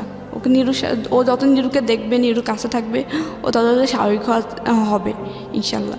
তখন আমি ওর নিরুকে দেখার পর আস্তে আস্তে স্বাভাবিক হই। ও আসার পর থেকে ও প্রথম অবস্থায় স্বাভাবিক হয় না, 2-3 বার আসার পর আস্তে আস্তে স্বাভাবিক হয়। তারপর আবার স্কুলে যায়, তারপর ও আবার আগের মতো ওর পড়াশোনা অফ হয়ে যায়। ও তখন ক্লাস 10-এ পরীক্ষা দেওয়ার কথা ছিল, যখন ও অসুস্থ হয়, ওর পড়াশোনা অফ হয়ে যায়। তো আমি আবার স্বাভাবিক হওয়ার আবার স্বাভাবিক হই। তারপরে স্কুলে যাওয়া শুরু করি। তারপর স্কুলে ও আবার আগের মতো সাইকেল নিয়ে দৌড়ে যেত। ও সাইকেল চালানো নিষেধ ছিল, তারপরে সাইকেল নিয়ে যাইতো। অনেক সময় ওর কিন্তু প্রায় সময় জ্বর থাকতো, যে ক্যান্সার রোগীদের সবসময় জ্বর থাকে, মানে ওদের গা গরম থাকে। আর ওদের জ্বর হলে ব্লাড হিমোগ্লোবিন কমতে থাকে। তখন তারপরে যাইতো জ্বর নিয়ে আমার সাথে স্কুলে দৌড়াইতো। ও আর স্কুলে যাইতো না। তারপরে আমি ওরা কোন ক্লাসে পড়তো তখন? ও এসএসসি দেওয়ার কথা ছিল যখন ও অসুস্থ। আর আমি তখন ক্লাস 10-এ উঠতেছি। ওকে, ফাইনাল পরীক্ষা ছিল, 9-এর ফাইনাল পরীক্ষা 10-এ উঠে যাই। আমার পরীক্ষা ছাড়াই 10-এ উঠায় ছাড়া। তারপরে উঠার পরে আবার যখন ক্লাস 10-এ উঠে একটু স্বাভাবিক হই, তারপরে স্কুল ক্লাস করে স্যাররা খুব আদর করতো আমাকে। তো আমাকে একদিন স্যার বললো যে তোমার এম ইন লাইফ কি? আমি তো সবসময় বলতাম যে স্যার আমি আর্মি অফিসার হব। মানে সব সময় আমার ওই আর্মিদের প্রতি খুব ইন্টারেস্টিং ছিলাম। যে একটা যে আর্মি হওয়ার প্রথম কারণ হচ্ছে আইন থাকবে, আইন থাকলে তখন আমার অন্যায় প্রতিবাদ করার একটা ক্ষমতা থাকবে। যে আমার আম্মুর সাথে যে অন্যায়গুলো হয় বা আমার সাথে যেসব হয়েছে ওগুলো আর করতে পারবে না। অন্তত আর্মি হতে যেতে এই জন্যই যে যেন ভাইয়ার আর খারাপ ব্যবহার না করে। ভাইয়া হয়তো কি মুখ দিয়ে মানে সামান্য ব্যাপার যে ডাইনিং টেবিলের উপর যদি শুধু পানি মগে যদি পানি না থাকতো সাথে সাথে মগটা ভাঙতো, টেবিলে চেয়ারের সাথে বাড়ি মেরে মগটা ভাঙতো। আর এত নোংরা বাসায় গালি তো আম্মুকে, মানে মানুষের এগুলা বাইরের মেয়ে ছেলেকে বলে না, আর ওর তো মা। তখন পুরো এলাকা জুড়ে আর 3-4 গ্রাম জেনে গেছে যে আমার সাথে ওর সম্পর্ক আছে অ্যাবনর্মাল হওয়ার পর থেকে। তখন আমাকে বিয়ে দেওয়ার চেষ্টা করে আব্বুরা। আমার বড় আপু আমাদের একটা বিয়ে সম্বন্ধে, তো ছেলেটা আগে একটা বিয়ে করছে, তখন আমি ক্লাস 10 পড়ি, আগে একটা বিয়ে করছে, ছেলে বোর চলে গেছে। তারপর আমাকে বিয়ে দেওয়ার চেষ্টা করে। আমি বলে যে কি ওই ছেলের বয়স বেশি, তারপর আবার ও বিয়ে করছে, আমার অবিবাহিত মেয়ে কেন আমি এরকম বিবাহিত ছেলের কাছে বিয়ে দেবো। তারপরে আবার ছেলেটা হচ্ছে খুলনা নোয়াখালী থেকে বহুত দূর। আমি বলে যে কি এত দূর আমি মেয়েকে বিয়ে দেবো আশেপাশে, যেন আমি যা দেখতে পারি, কারণ ওর আর কেউ নেই, একমাত্র আমি। যে একটা ভাই থাকলে আমি দূরে বিয়ে দিতাম, ভাইয়ে যায় দেখতো, বাবা থাকলে বাবার যায় দেখতো, ওইভাবে বিয়ে দিতাম। তারপর অনেক কষ্ট বিয়েটা আম্মু ক্যান্সেল করে, ওটার পরে আম্মুকে অনেক খারাপ ব্যবহার করে। আর আম্মু যখন আমি একটু সুস্থ হই তখন থেকে আম্মু আমার হাতে ফোন দেখতো, আম্মু আমাকে ধরেই মারতো। আম্মু চাইতেন আমি নিরুর সাথে কথা বলি, কিন্তু আম্মু নিজেই নিরুর জন্য কোরআন খতম করায়, তারপরে অনেক নামাজ পড়ে, নফল নামাজ পড়ে নিরুর জন্য, জানি নিরু সুস্থ হয়। নিরুকে আম্মু খুব আদর করতো। তারপরে কিন্তু আম্মু চাইতো না যে আমি নিরুর সাথে রিলেশন রাখি। আম্মু আমাকে সবসময় ভাড়া রাখতো যেন আমি ওর কখনোভাবে ফোন না দিই। তো নিরু আমার পাশাপাশি যাইতো স্কুলে, তো আমার এলাকায় আমার ওই ভাইটা পুরো দিয়ে রেখেছে যেন আমাকে কোনোভাবে নিরুর আশেপাশে দেখলে বা নিরু আমার আশেপাশে থাকলে যেন ভাইয়াকে ইনফর্ম করে। আর ভাইয়া ওই এলাকায় একটু রাজনীতিতে প্রভাবশালী ছিল, তো আশেপাশে দিয়ে মানে আমি রাস্তা দিয়ে গেলে যদি কোনোভাবে দেখতো নিরু আমার পাশে এসে বাড়িতে খবর চলে যেত। তারপর আম্মুকে বকা দিত। আম্মু আমাকে যখন যেটা পেত হাতে, অনেক সময় ধরা যাচ্ছে প্লেট আছে, প্লেট দিয়ে মারতো, অনেক সময় হাত পাকা ছিল, হাত পাকা দিয়ে মারতো, অনেক সময় সুপারি কাটা লোহার যে ছোতরা ওটা দিয়ে মারতো, মানে যখন যেটা হাতে থাকতো ওটা দিয়ে মারতো। তারপরে এই মানে কোনোভাবে চাইতো না যে নিনুর সাথে। তারপরেও আমি লুকাই ওর সাথে কথা বলতাম। বিদেশ থেকে আব্বু ফোন দিয়ে আম্মুকে খুব গালাগালি করে, তোর মেয়ে মান সম্মান ডুবোবে, সেই অনেক গালাগালি করে। তো বলে যে কি বিয়ে দিয়ে দেবো, আর পড়াশোনা করার দরকার নেই, টেস্ট পরীক্ষা দিতে দিবে না। আমি আম্মুকে ঠিক পরীক্ষা 4 দিন আগে বলে যে আম্মু শুধুমাত্র আমাকে মেট্রিকটা পড়তে দাও, তাহলে অন্তত আমি নিজের খরচটা চালাতে পারবো। যদি কোনো তোমার মতো হইলো যেন আমার ফ্যামিলিতে, নিজের ফ্যামিলিতে দেখতে পারি। বিয়ে হোক, হ্যাঁ বিয়ের পরে যেন আমি আমার শ্বশুর বাড়িতে যেয়ে যেন আমার ফ্যামিলি দেখতে পারি। তারপরে অনেক কষ্টে আমাকে রাজি করে, টেস্ট পরীক্ষার জন্য রাজি করাই। তারপর টেস্ট পরীক্ষা দিই, দেওয়ার পরে হচ্ছে এর 1 মাস আগে কিন্তু আমার পড়াশোনা অফ করে দেয়। তারপর টেস্ট পরীক্ষাতে 4টা মেয়ে অ্যালাউ হয় শুধুমাত্র, মানে অল বিশেষ পাশ করে 4টা মেয়ে, আর ছেলে 6টা 10টা। তো ওইখানে 4 জনের ভিতরে আমি 2 ছিলাম। তারপরে আম্মু খুশি হয়। তারপরে আমি বলে যে কি না, আমি মেয়েকে আমি পরীক্ষা দেওয়া হবে, ও টাকা না দিলে আমি বাপের বাড়ি থেকে এনে দেবো। তারপরে আমার ফাইনাল পরীক্ষার জন্য ফর্ম ফিল আপের জন্য টাকা দিবে না। তোর মেয়ে কীভাবে পড়বে আমি জানি না, টাকা পয়সা আমি দেবো না। আমি বলেছি কি সারা বছর তো দাও না, এখন তো একটু টাকা বেশি লাগতেছে, ফর্ম ফিল আপ ওটা একটু দাও, সারা বছর তো মেয়েটার বেতন লাগে নাই, কোনো কিছু লাগে নাই। তারপরে দিবেই না, বলে যে কি তোমার মেয়ে তুমি বিয়ে দিয়ে দাও, পড়াশোনা করানো লাগবে না। তারপর আম্মু বড় মামা থেকে, ছোটো মামা থেকে, নানু থেকে চেয়ে এনে তারপরে আমার ফর্ম ফিল আপ করায় তারপরে পরীক্ষার জন্য আমি প্রস্তুতি নিই। তারপর ফাইনাল পরীক্ষা দিই। তো যখন ফাইনাল পরীক্ষার প্রথম দিন আমি আমার পরীক্ষার সময় সবাই আম্মুকে, জেঠি, চাচি সবাইকে পা ধরে সালাম করে যেতাম। আম্মু শিক্ষা দিয়েছিল সবসময় কারোর সাথে এখন প্রথম ইন্ট্রোডিউসে সালাম দিবা, অনেক বেশি মুরব্বি হলে পা ধরে সালাম করবা, পরীক্ষার সময় পা ধরে সালাম করবা। তারপরে পরীক্ষার সময় আমি ভাইয়াকে সালাম করতে চাই, ভাইয়ার রুমে পরীক্ষার ফার্স্ট দিন, যে ভাইয়া পরীক্ষা দিতে ভাইয়ের সাথে সাথে আমাকে দেখেই কম্বল দিয়ে মুখ ঢাকে ফেলে। তখন শীতকাল ছিল, ফেব্রুয়ারি মাসে। পছন্দ করতেন আপনাকে? আমি তারপরে সালাম দিতে গেলাম যে ভাইয়া পরীক্ষা দিতে যাচ্ছি আমি। তারপর ভাইয়া মুখ ঢাকা অবস্থা বাইরে বলি যে ভাই আমি পরীক্ষা দিতে যাচ্ছি, দোয়া করেন। তারপর পরীক্ষা দিতে যাই, যাওয়ার পরে পরীক্ষা দিই কন্টিনিউ। পরীক্ষাটা ওইভাবে কেউ নিয়ে যেত না, তখন আম্মুর কাছে টাকা ছিল না। আম্মু কী করে, স্কুল থেকে একটা বাস ইয়ে করে যে এখান থেকে প্রায় অনেক ছেলে মেয়ে একসাথে একই বাসে যাবে আসবে, পরীক্ষার হলে নিয়ে দিয়ে আসবে আবার নিয়ে আসবে একটা বাস। তো আম্মু ওই বাসে দিয়েছে, কারণ ওই বাসে খরচ কম, এই জন্য কেন্দ্রে যাও। তারপর এইভাবে যাই। আমার খারাপ লাগতো যে পরীক্ষা কেন্দ্রে সবার মা আসতেছে, কারো বাবা আসতেছে, কারো ভাই আসতেছে, কখনো আমার কেউ আসে না। এক একদিন আমার ক্লাসমেটদের, আমার বান্ধবীদের এক একজন যাইতো, কিন্তু আমার কেউই আসতো না। তারপরে একদিন নিরু আসে, আমি যখন ওর বললাম যে আমার খারাপ লাগে, তারপর ও ঢাকা থেকে যখন কেমন দিয়ে যায়, তারপরে তখন আবার ও যায় কেন্দ্রতে। আচ্ছা, তারপরে পরীক্ষাটা দিই, পরীক্ষার রেজাল্ট আসে, রেজাল্ট তো ভালো হয় না, 4.60 আসে। তারপরে আমি ভাইয়ারে বলি যে ভাইয়া আমি পাস করছি। আমি বলেছি কি তুমি ভাইয়ারে যে বলো যে ভাইয়া আমি পাস করছি। আমি বলি বড় ভাইয়ারে যে ভাইয়া আমি পাস করছি। ভাইয়া বলে যে কি হ্যাঁ শুনছি, ব্যাস আর কোনো কিছু না। তারপরে আমার খুব খারাপ লাগে যে আমি আমাদের এলাকার মধ্যে ভালো করছি। আমার আগে 2টা মেয়ে ছিল শুধুমাত্র, একটা প্লাস পাইছে আর একটা হচ্ছে 4.83 পাইছে। ওই তারপর আমি ছিলাম তৃতীয়। তারপরে আমার খারাপ লাগে যে আম্মু খুশি, অনেকেই খুশি, আমার ভাই চাচাতো বোনও কিন্তু ভালো রেজাল্ট করেন, 3.23 পাই। তারপরে এত ভালো রেজাল্টের পরেও ভাইয়া একটু মোটামুটি ভালো গ্রামের জন্য, ভাইয়া একটু বললো না যে ভালো করছি, সামনে আর ভালো করি। তারপরে আবার বিয়ের জন্য চাপ দেয়। তারপরে আমি হচ্ছে কি দেখি যে কি আমার কষ্টকে বিয়ের করবে না, আমি আম্মুকে বলি যে আম্মু সরকারি কলেজে। তা বলে যে সরকারি কলেজ হচ্ছে জেলা শহরে, তুই এখান থেকে যাবি কীভাবে, আসা যাওয়ার খরচ। বুঝলাম যে কোনো খরচ হবে না, কিন্তু আসা যাওয়ার খরচ, যাতায়াত ভাড়া কোত্থেকে দেবো। বলছি আম্মু একটা ম্যানেজ হয়ে যাবে, তুমি অতটা, শুধুমাত্র আমি বাসে যাবো। আমি বাসে উঠতে পারতাম না, তারপর বলতাম যে বাসে যাবো, আমি বাসে উঠলে বমি করতাম। তারপর বললাম যে বাসে যাবো আম্মু, আমি সরকারি কলেজে পড়বো, দেখি না যদি চান্স পাই। চান্স পেলে তো লাগছে, আমার সার্টিফিকেটে থাকবে যে গভর্নমেন্ট ওমেন্স কলেজ, কোনো বেসরকারি কলেজ না। তো আমি বলে যে কি আচ্ছা আম্মু না, হ্যাঁ এর ভিতরে বলে আচ্ছা ঠিক আছে দেখ। তারপর আমি ফর্ম নেওয়ার পরে আমার আসে, তারপরে আসার পরে আমি ভর্তি হই, আর নানুর থেকে টাকা এনে আম্মু ভর্তি করাই, আম্মুর কিছু টাকা জমানো ছিল। তারপর আবার ওই যে ক্লাস 10 পরীক্ষার পরে, এসএসসি পরীক্ষার পরে একটা উপবৃত্তি দেওয়া হয় 2300 টাকার। হ্যাঁ, তো আমার খরচ হয়েছিল ভর্তি হইতে 1900 টাকা। তো আমি ওই টাকা দিয়ে ভর্তি, তারপর ওই আসা যাওয়ার খরচ মোটামুটি চলো। তো আব্বু আবার এর ভিতরে আসে, আমার পরীক্ষার মানে ইন্টার মাত্র ভর্তি হয়েছি, 1 মাস গেল, মানে 3-4 দিন আমি কলেজে গেছি। তারপর বই লিস্ট দেয়, তারপর আম্মুরে বলে নানু টাকা দেয়, বই কিনি, নতুন বই কিনি। আব্বু হঠাৎ করে আইসে কয়েকদিন পরে বলে যে কি মেয়ে বিয়ে দিয়ে দেবো। আমি বলে যে কি মেয়ে মাত্র ভর্তি হলো সরকারি কলেজে, মেয়ে পড়তে দাও। তারপরে কি করে একটা ছেলে আসে দেখতে হঠাৎ করে একদিন। আবার আমি টিউশনি করতাম, এর ফাঁকে ফাঁকে টিউশনি করতাম, একটা 9-এর মেয়ে পড়াতাম। তারপরে হচ্ছে কি আব্বু একটা ছেলে পাঠায় আমাকে দেখার জন্য।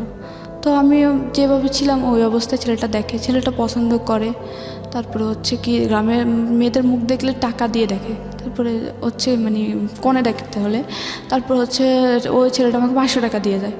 তো আমি কিছু বলি না, আমি যে ভাবির কাছে দিই টাকাটা, ভাবির কাছে দেওয়ার পরে ভাবি টাকাটা রাখে। তারপরে আমি ভাবি আমি বিয়ে করবো না, ছেলেটা পছন্দ হয় না, ছেলেটা পড়াশোনা করে নাই, আমি বিয়ে করবো না। তো ভাবি বলে যে ছেলেটা হচ্ছে আনসার বাহিনীতে চাকরি করে, আনসার ক্লাস 10 পর্যন্ত পড়ছে, মেট্রিক পাস করছে, কিছু হবে না, দেখলে তার বিয়ে হয় না, দেখছে।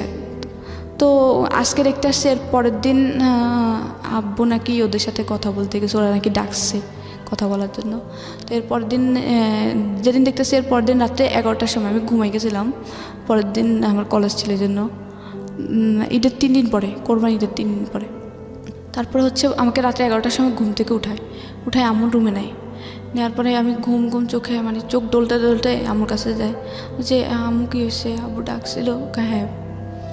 তারপরে বলেছে কালকে থেকে কলেজে যাওয়ার দরকার নেই, পরশুদিন তোমার বিয়ে। আমি তো মানে ঘুম চোখে মানে চোখ ডলতেছি, ভাবতেছি ঘুমের ঘোরে কিছু স্বপ্ন দেখতেছি নাকি উল্টাপাল্টা। এরপর আমি ঢুলতেছি, মানে ঘুমের মানে ফিলার ধরে ঢুলতেছি, মানে ঘুম পড়ে যাবো অবস্থায়। তারপরে আমাকে মেজাপু ধরে চাকরি মারার পরে মানে একটা মোটামুটি ঘুমটা একটু ছাড়ে, ধরে হাত ধরে চাকরি দেয় যে তোর কী বলেছিস শুনতেছিস। তারপরে আমি বললাম যে কী হয়েছে। তো বলে কি কালকে থেকে কলেজে যাওয়ার দরকার নাই, পরশুদিন তোর বিয়ে। বিয়ে আমার কার সাথে, কাজে কালকে যে ছেলেটা দেখতেছিল, আচ্ছা না ওটা আমি বিয়ে করবো না, ও পড়াশোনা করে নাই, ওই ছেলে উল্টাপাল্টা প্রশ্ন করে আমাকে, মানে বলতেছে যে আমার নাম লিখতে, এই যুগে কেউ নাম লিখতে বলে। তাছাড়া ছেলেকে আমি যখন বললাম যে আমি গভর্নমেন্ট ওমেন্স কলেজে পড়ি, তো গভর্নমেন্ট ওমেন্স কলেজে কি আমার চেহারা দেখে ভর্তি করেছে? আমি ডিরেক্ট বললাম যে চেহারা দেখে ভর্তি করেছে, যে আমি নাম লিখতে পারবো না, আমার ঠিকানা লিখতে পারবো না। আমাকে আমার নাম ঠিকানা লেখাইছে ওই ছেলে, আমি ছেলের বিয়ে করবো না, কারণ ওর মধ্যে মিনিমাম কমন সেন্স নেই। তো বললো যে কি এত কমন সেন্স খোঁজা লাগবে না, এই মুহূর্তে যেটা বলছি সেটা মাথায় ঢুকে নাও, আর তুমি এটার জন্য প্রস্তুত থাকো, কালকে থেকে কলেজে যাওয়া লাগবে না, কালকে তোমার গায়ে হলুদ, পরশুদিন তোমার বিয়ে। আচ্ছা আমি বিয়ে করবো না, বিয়ে না করলে এই মুহূর্তে তোর মাকে ডিভোর্স দিব, এই মুহূর্তে এখনই তোর মাকে নিয়ে যেদিকে দুই চোখ যায় তুই বের হয়ে যাবি। আমি বললাম যে এখানে মাকে টানতেছেন কী জন্যে? আব্বুরে বললাম আমি বিয়ে করব না, আর আপনি তো আমার খরচ চালাচ্ছেন না পড়াশোনার, আমি আপনাদের বাড়িতে থাকতেছি আর খাইতেছি, ওটা আমি আপনাদের কাজের মেয়ের মতো যতটুকু ঘরের কাজ করে দিচ্ছি, ওই ক্ষেত্রে কাজের মেয়েরা কিন্তু ঘরের থেকে কাজ করে খায়, আবার টাকাও নেয়। আমি তো আপনাদের থেকে এক পয়সাও নিচ্ছি না, শুধু কাজ করে দিচ্ছি টুকটাক, আর খাচ্ছি আর থাকতেছি, এইটুকুই। তো পড়াশোনার খরচটা তো চালাচ্ছেন না, তো পড়াশোনাটা করতে দেন। তো বলো যে কি না পড়াশোনা করা লাগবে না, আমি যেটা বললাম আমি কথা দিয়ে আসছি বিয়ে যদি না করতে চাও এই মুহূর্তে তালাক দিব। ইভেন উনি তালাকের কাগজ প্রিন্ট করে নিয়ে আসে, এতটাই ক্রেজি ছিল, তালাকের মানে লিখে প্রিন্ট করে নিয়ে আসে, যে দলিল থাকে একটা 100 টাকা 150 টাকার দলিল, একটা 100 টাকার দলিল, ওই দলিল প্রিন্ট করে দলিলটা পড়ো, এই মুহূর্তে আমি সাইন করে তোমার মাকে তালাক দেবো, যদি বিয়ের জন্য প্রস্তুত তুমি রাজি না হও। তখন আমি আম্মুর দিকে তাকাচ্ছি, আম্মু কান্নাকাটি করতেছে। তখন আমি যখন ইন্টার ফার্স্ট ইয়ার পড়ি মোটামুটি বুঝি যে মার এ বয়সে তালাক মানে কি, মানে মান সম্মান পুরোটাই যাবে। তখন আমি অনেক চাপের মুখে পড়ে আম্মুর দিকে তাকাই, তখন 11টা থেকে রাত 2টা পর্যন্ত আমি অনেক কান্না করি। এরপরে আম্মু অনেক বুঝে বলে যে কি থাকবে, এর জন্য পুরো রাজি হয়ে যা। তারপরে আমি বলছি আচ্ছা মা তোমার যা ইচ্ছা তুমি তাই করো। তারপরে আমি শুধুমাত্র আম্মুর ডিভোর্সটা ঠেকানোর জন্য বিয়েতে রাজি হই, আর নিরুকে ফোন দিই যে আমাকে বিয়ে দিয়ে দিচ্ছে এভাবে। আমি ছেলের নাম জানি না, কিন্তু ছেলেটা হচ্ছে শান্তিনগর, মানে পাশের গ্রামের শান্তিনগরের ছেলেটা। আমি জানি না যে ছেলেটার নাম কি, কোন বাড়ির কি, কিচ্ছু জানি না। তারপরে নিরু এর পরের দিন সকালবেলা ওই ছেলের কীভাবে যেন খোঁজ নেয়, নিয়ে ওর ছেলেকে ফোন দিয়ে বলে যে ভাইয়া আপনি যে মেয়েটাকে বিয়ে করতে যাচ্ছেন ওর সাথে আমার সম্পর্ক আছে, প্লিজ ভাইয়া আমি অসুস্থ মানুষ, ওকে আপনি বিয়ে করেন না, ও আমাকে ছাড়া বাঁচবে না, ও অলরেডি একবার অ্যাবনর্মাল হয়েছিল, আর আমি ওকে ছাড়া বাঁচবো না, আল্লাহ মনে হয় আমাকে ওর জন্যই বাঁচা রাখছে। তারপরে ওই মানে আমার হাজব্যান্ড যার সাথে বিয়ে, ওর নাম ছিল বেলাল। তারপরে আমি বিয়ের পরে জানলাম আর কি ওর নাম যে বেলাল। তারপরে ও বলে যে কি আশা রাখেন ফোন, তারপরে রেখে দিয়েছে। তারপরে খুব গর্বভাবে বিয়ে হয়। বিয়ের সময় ছেলে পক্ষ থেকে শুধুমাত্র আমাকে একটা নাকের ফুল দিয়েছিল, নাকের ফুলটা তাও আমার হাজব্যান্ডের বোনের বড় বোনের নাকের ফুল এনে আমাকে দিয়ে ওইটুকু দিয়ে বিয়ে, আর কোনো অলংকার দেওয়া হয় নাই, শুধুমাত্র 2টা শাড়ি দিছিল, 2টা শাড়ি দিছিল ওইটাই। তারপরে আমি বলি যে আম্মু আমি ও সদরে দেয়, মানে সদর বলতে জামাই করে নেয়, তো নেওয়াটা শেষ হলো। তারপরে হচ্ছে কি কথা ছিল যে আমাকে উঠে নিবে না, আরও 3 মাস পরে উঠে নিবে, বা ছেলেও থাকবে না। তারপরে ছেলে থাকবে না, তারপরে কি ছেলে হঠাৎ করে বলতেছে যে বিয়ের কাজ সম্পূর্ণ সন্ধ্যার পরে বলতেছে কি ছেলে আজকে যাবে না, ছেলে থাকবে এখানে, মেয়ের সাথে থাকবে। তারপরে রাত্রে 11টার দিকে মানে নর্মালিভাবেই ওর সাথে আমাকে দেয়, মানে বাসুরে দেওয়ার পর আমি ওর নাম জানতাম না। তারপরে ভাবি বললো যে ভাবি ছিল আমার, ভাবি আমাকে বললো যে ওকে সালাম করো, আমি নর্মালি ওকে সালাম করলাম, করার পরে ভাবি চলে গেলো। তারপর দরজাটা অফ করলো, আমি ওর নামও জানি না তখন পর্যন্ত। আর ও আমাকে প্রথম বললো যে কি কালকে আমাকে একটা ছেলে ফোন দিয়েছিল, ওর ডিরেক্ট প্রথম কথা এটাই, ভাবির যে রুম থেকে বের হয় ওর সোজা এটাই কথা ছিল, এই কালকে একটা ছেলে আমাকে ফোন দিয়েছিল, ছেলেটার নাম নিরু বলছিল। ছেলেটা বলছিল তোর সাথে নাকি ওই ছেলের সাথে সম্পর্ক ছিল, এটা কি সত্য? তাই আমি ওর সাথে লুকাই না, কারণ ওর সাথে যখন আমার বিয়ে হয়েই গেছে তখন আমি ওর কাছে বলি যে হ্যাঁ সম্পর্ক ছিল, জাস্ট এটা বললাম যে সম্পর্ক ছিল। আমার এখনও মনে পড়ে ও আমাকে এত পরিমাণ থাপ্পড় দিছে, মানে একটা মেয়ের জীবনে স্মরণীয়। বাসর রাতেই তখন পর্যন্ত আমি ওর নাম জানি না, ওর সাথে আমার প্রথম কথা এটাই ছিল, ওর সাথে আমার বলা প্রথম কথা এটাই যে হ্যাঁ ছিল। হাজব্যান্ড ওয়াইফে আমার প্রথম ইন্ট্রোডিউস। আমি ভাবলাম যে শুরুটা হয়তো অনেক সুন্দরভাবে হবে, যে ও আমার নাম জিজ্ঞেস করবে বা জিজ্ঞেস করবে যে আমি ভবিষ্যতে কী হতে চাই, আমাকে ওইভাবে করতে যাবে, যে আমি কী হতে চাই আমাকে ওই বানানোর চেষ্টা করবে, যে পড়াশোনা কন্টিনিউ করবো। আমাকে প্রথমে জিজ্ঞেস করলো যে তোর নাকি একটা ছেলের সাথে সম্পর্ক ছিল, ছেলে আমাকে ফোন দেয়। বলার পরে আমি বললাম যে হ্যাঁ ছিল। ও আমাকে এত পরিমাণে থাপ্পড় দেয়, মানে থাপ্পড়ের পর থাপ্পড়, 2 হাত দিয়ে দিয়েছে, 2 গালে দিতেই ছিল। আমি খুব জোরে কান্না করি তখন। করার পরে ও আমাকে বালিশ চাপা দিয়ে মুখের মধ্যে বালিশ চাপা দিয়ে ধরে বলে যে গলার সাউন্ড যেন রুম থেকে বেরোয় না যায়। আমি খুব কান্না করতেছিলাম, কিন্তু আমার ওই পাশের রুম থেকে আমি এত জোরে কান্না করতেছিলাম, থাপ্পড়ের আওয়াজ কিন্তু শোনা যাচ্ছিল, আমার ভাবি শুনতেছিল। শোনার পরে মানে আমার প্রথম ওর সাথে আমার প্রথম মিটেই খুব খারাপ একটা ধারণা আমার মধ্যে জেগে যায় যে ও আমার প্রথম শব্দতেই থাপ্পড়। আমার প্রথম একটা কথায় আমি ওর তো সত্য বলছিলাম, কারণ আমি যদি ওর মিথ্যে বলি হয়তো ও পরে শুনলে আমাকে অবিশ্বাস করবে যে আমার কাছে লুকাইছিস কেন। এই জন্য আমি সত্যটা বলার পরে আমি ঝাপটা মেরে ফেলে নিঃশ্বাস নিয়ে তারপরে বললাম যে আমাকে সত্য বলাটা অপরাধ ছিল। তারপর আমাকে মানে জোর করে ফিজিক্যাল রিলেশনে জোড়ায়, আর ওটাতে আমার কোনোভাবে ইচ্ছে ছিল, কারণ ও প্রথম অবস্থায় থাপ্পড় মানে এটাতে আমার কোনো ইচ্ছে ছিল না। কারণ আমার তখনই ওর মধ্যে যে ওর প্রথম মিটে যে আমাকে থাপ্পড় মারতে পারে, ওর প্রতি আর কী ধারণা জন্মাবে, আমার ওটাতে কোনোভাবে ইচ্ছে ছিল না যে ওর সাথে আমার ধরনের কোনো কিছু হোক। তারপর ওর জোর করে ফিজিক্যাল রিলেশন হওয়ার পরে সকালবেলা যখন ঘুম থেকে ওঠার পরে আমার অবস্থা খুবই খারাপ, খুবই। ও আমার এমন অবস্থা করছিল, মানে আমার ভাবি, তারপরে আমার আম্মু আম্মু মানে ভাবি লজ্জায় আর কি, যে বলবে যে কালকে বিয়ে হয়েছে, আজকে হসপিটালে অ্যাডমিট করতেছে। ওহো, লজ্জায় আর ভর্তি করে না হসপিটালে। ও আমার এমন অবস্থা করছিল।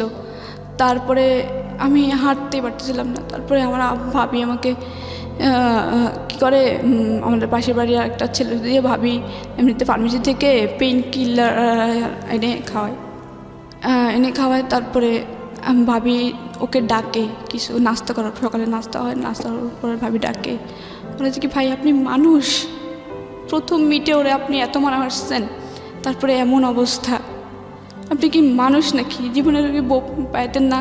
ও তো আপনারই, আপনি কি ওকে একদিনের জন্য পাইছেন যে একদিনের জন্যই ইয়ে করে মেরে ফেললাম বাস শেষ? ও তো আপনার সারা জীবনেরই।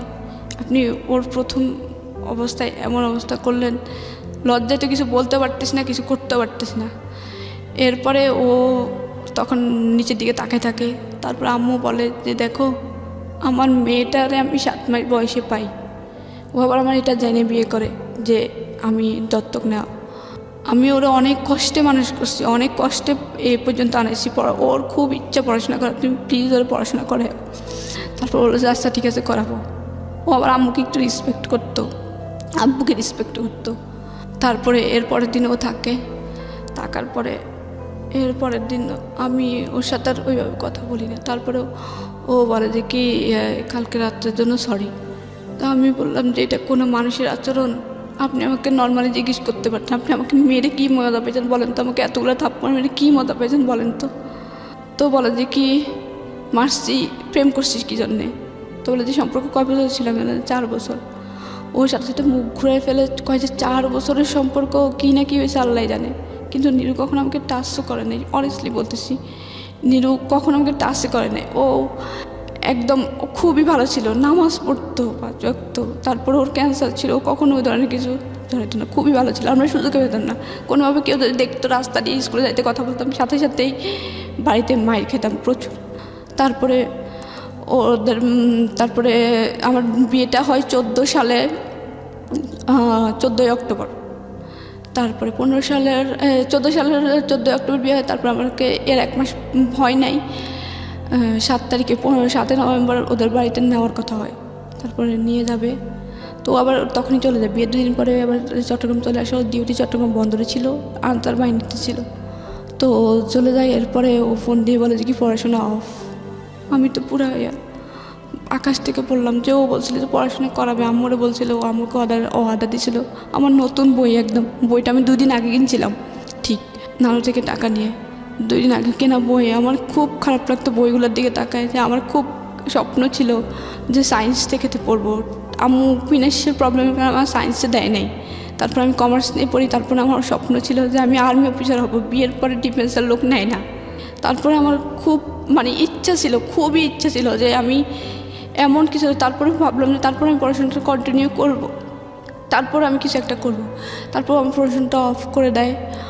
অফ করার পরে আমার ফোনে বলে যে কেউ পড়াশোনা অফ, আমাকে ফোন টোন দেয় না, আম্মুর ফোন দিয়ে কথা বলতাম। তারপরে হচ্ছে কি ওদের বাড়িতে নিয়ে যাওয়ার পরে আমি কিন্তু কখনো ধান সিদ্ধ করি নাই। আমাদের ধান সিদ্ধ করতাম, আমাদের ধান হয়তো অনেক বাড়িতে, কিন্তু ধানগুলো বিক্রি করে দিত, বিক্রি করে দিয়ে চাল কিনে আনতো। তারপর ওদের বাড়িতে যাওয়ার পরে ওর হচ্ছে 3 ভাই, ও হচ্ছে সবার ছোট। ওর মা বাবা খুবই বৃদ্ধ ছিল। তো আমি ওদের বাড়িতে যাওয়ার পরে আমি নিয়ে নিলাম যে আমার তো ওরাই ফ্যামিলি। তারপর আমি ওর সাথে কিন্তু আমার ভালো আন্ডারস্ট্যান্ডিং ছিল না। আমার কষ্ট কোনো কিছু আমি ওর সাথে শেয়ার করতাম না, কারণ আমাকে কথায় কথায় মারতো, খারাপ ব্যবহার করতো, বলতো যে তোর বয়ফ্রেন্ডের সাথে কী না কী হয়েছে, ওই সেই বাজে কথা বলতো। আমি কখনোই আমার কোনো আনন্দ, কোনো কষ্ট ওর সাথে শেয়ার করতাম না। আচ্ছা, খুব স্বাভাবিক সেটা। হ্যাঁ, কারণ ওর প্রথম দিনে ওর মায়েরটা আমার মনে আছে। ওর প্রথম দিনে ওর প্রতি আমার খারাপ ধারণা, একটা ঘৃণা। তারপরে ওদের বাড়িতে যখন নিয়ে যায়, যখন প্রথম দিন যায়, প্রথম দিনের পর থেকে কোনো দিন আমার শ্বশুর শাশুড়ির একটা কাপড় কেউ ধুইতে দিতে পারে না, আমি ধুইছিলাম সব সময় যতদিন ছিলাম আমি। আমরা সংসার জীবন ছিল অনলি 6 মাসের। তো যখন আমি ওদের বাড়িতে যাই তখন এত পরিমাণ কাজ আমার উপর চাপাই দিছে, এত পরিমাণ। আমি জীবনে এত কাজ করছি, এত কাজ, একা একটা সংসার সামলানো।